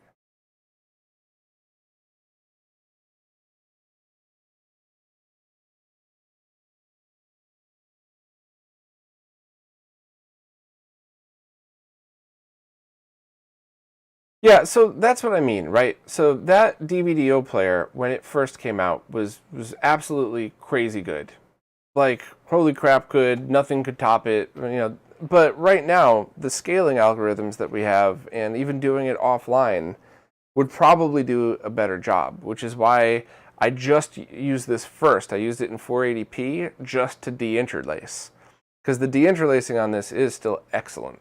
So I think that's probably, I think my gut feeling on that one was probably correct, in that if you're doing this to archive tapes and you have one, yeah, sure, use it in 480p mode so that you have its deinterlacing and go from there. But I'm still thinking S-video into the TINK, or S-video into, you know, a good VCR is going to be step one, and I think that possibly step two is either a good DVD recorder with a Time Base Corrector or just the TINK. So let's that.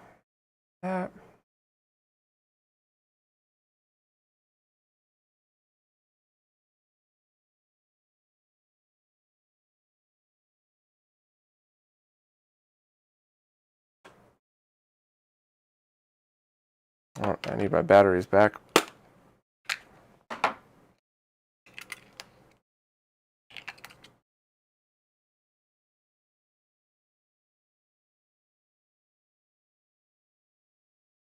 So, what do you all think we should do with this one? Do you think we should do 1080p with motion adaptive? Yeah, I actually think, now that I'm talking about this out loud, 1080p fill, motion adaptive deinterlacing. Let's see what happens. Let's see what this does.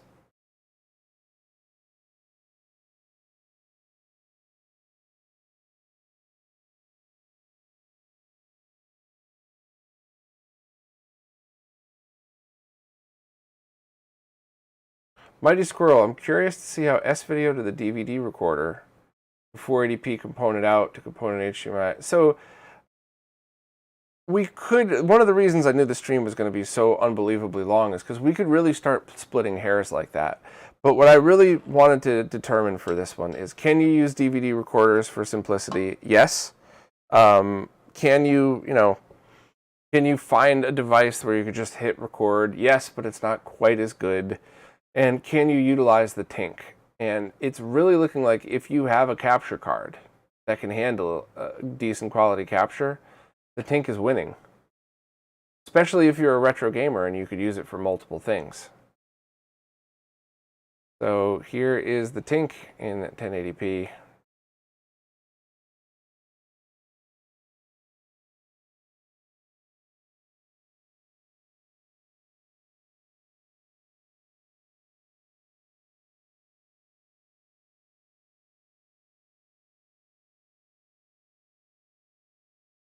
So it's totally fine.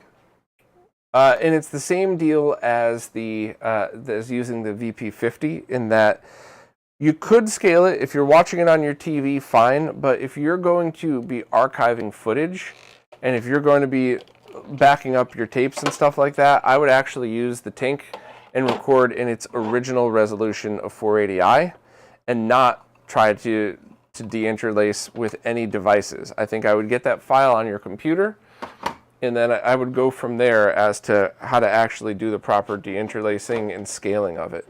But more importantly, you could do really high quality capture and for not much space on your hard drive.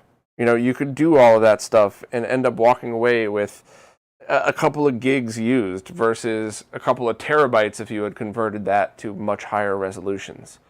So yeah, Master Saver, that's exactly what this is. I'm going to be using this for 480p 120 testing, and then I'll probably be selling it if you're interested. But yeah, this has been really interesting. As I'm cleaning up here, any questions or anything, as long as I don't get copyright struck for the Sports Illustrated thing I played a million times, I'll leave this up. I'll update the description with a short summary, but I'm really thinking that my recommendation is if you have a TINK 5X, just use that, set it to 480i if your capture card allows, and go from there. I was very impressed with how all that turned out.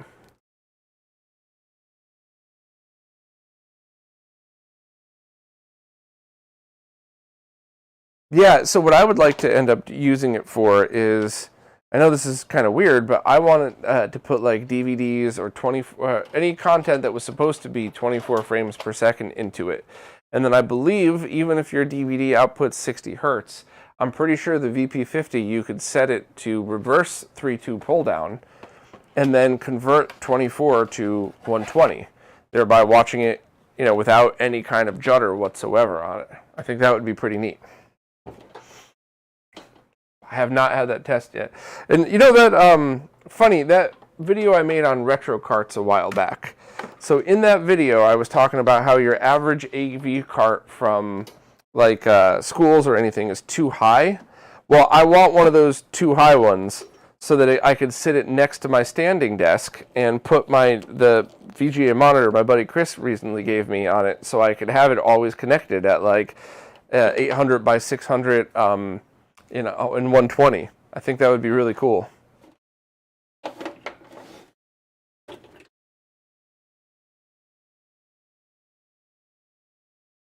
"24 hertz won't work on the VP50. The cadence is broken." Optical Haze, can you help me out with this, please? Because I'm about to run tests on this, and if you could save me from wasting a lot of my time, I would be very appreciative. What I was planning on feeding it was DVDs or files that were output in 24, but I think I was really working on DVDs just because I thought that would have been easier, and basically set my Oppo disc player to source direct to HDMI in on this one. So this would essentially be getting 480i 60 and having it do the reversing of the 3.2 pull down, and then setting it to 480p 120. Is that going to work?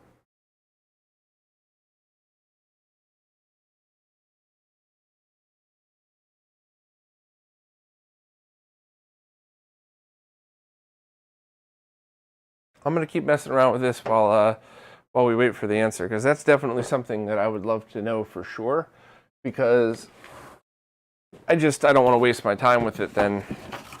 I mean, we could certainly do a stream on it one day, but the problem with that is I don't have any 120 streaming equipment, so anybody watching the stream, it would just look like anything else. It would just look just like every other 60 frame per second thing.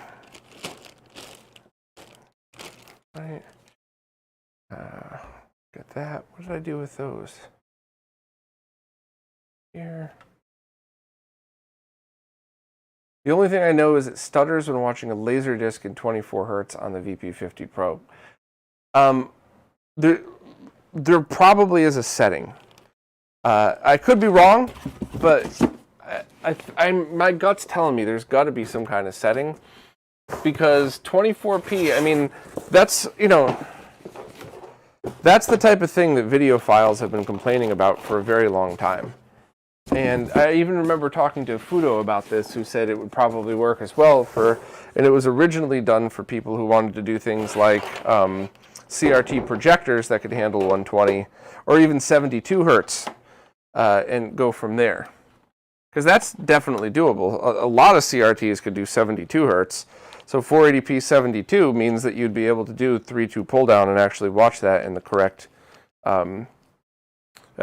frame rate. It would look, it would look the right way. Yeah, cadence detection on or off. That's a good one too. Plywood gaming. Yes, I was using the Time Base Corrector beta firmware, the beta that Mike had just recently released.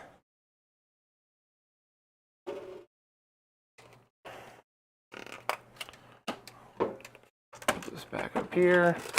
After I plug this sucker back in, if you all wanted, I could check the VP50 to the best of my knowledge to see, or you could check settings or something.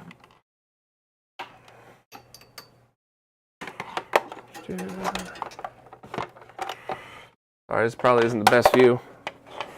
Hey, look, Bob's black shirt. What a shock. I've never seen him wear one of those before.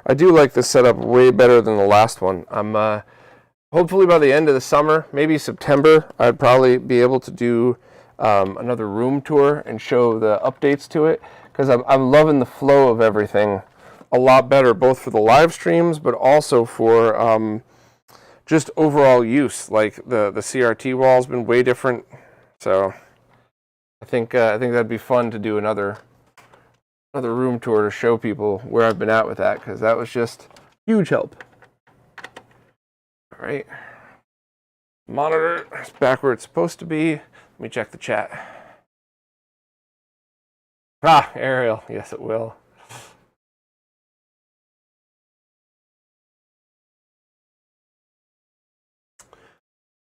Ryan, that is absolutely something I would like to mess with. However, with CRTs, I'm not sure that it would matter. I'm not sure you would really notice anything. I mean, you could be going for a flicker effect, sort of like a projector screen, but I think for my purpose, personally, for testing this, I would probably rather just I'd probably just want to watch it in 72 or 120, just so I can get smoother motion without any of the judder. But BFI on a CRT would be interesting. I'm not sure if that would do anything. But let's boot this sucker up. Maybe we could just run through the menu settings real quick with both of you here, and then call it a stream. And of course, anybody has any questions at all about what the heck it was we were doing today, please speak up. I'm happy to answer.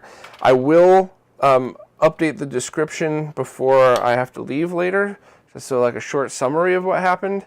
But this isn't going to turn into a post or a video for a while, because there's a lot here. Okay, let me get rid of this. I gotta get my batteries back in here.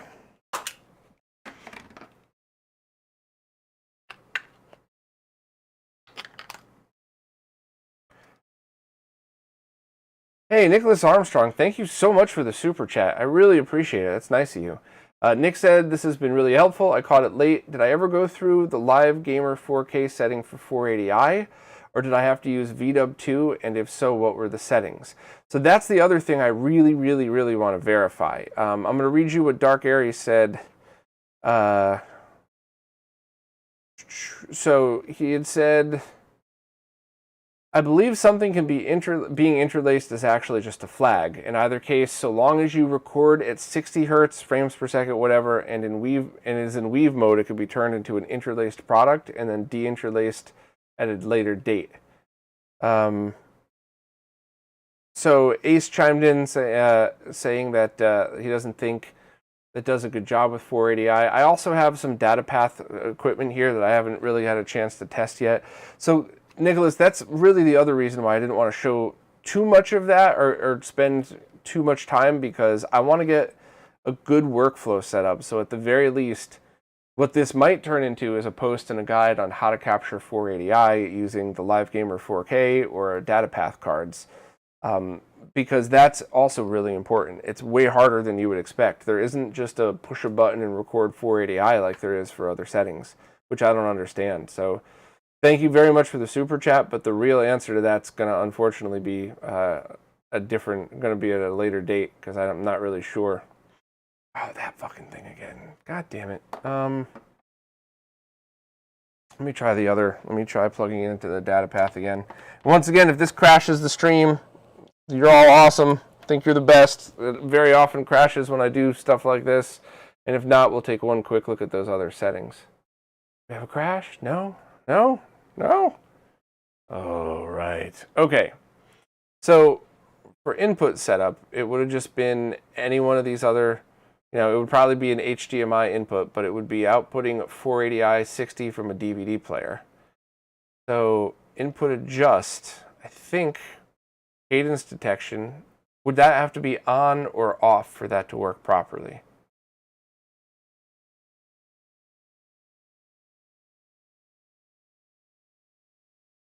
Also, Master Safer said BFI and a CRT is definitely a look, but they haven't messed with it too much.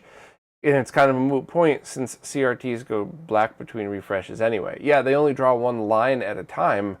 So theoretically, every line is written and everything else is black. So yeah, it's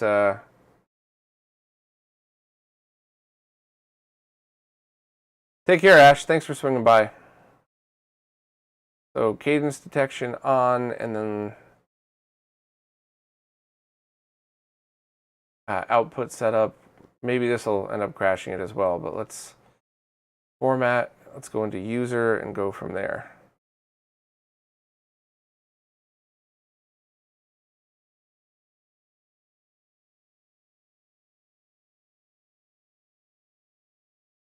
Huh.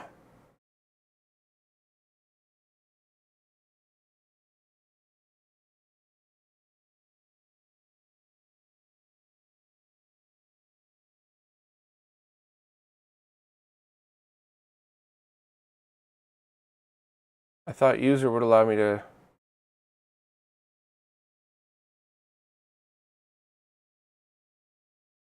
I guess I'm going to have a source to do this. All right, so we'll have to do this at another time, and it had nothing to do with the stream that we were doing today anyway. So can't believe the stream didn't crash. This was awesome. This was 3 hours and 40 minutes. Anybody that's been here, I just can't thank you enough. It's so much fun doing these, and I am absolutely going to be doing a quick follow-up with the description, and then at some other point in the future, you'll see some of the other weirdness that I started testing today. So thank you all. Thank you for the super chats. Thanks for hanging out. This was so much fun.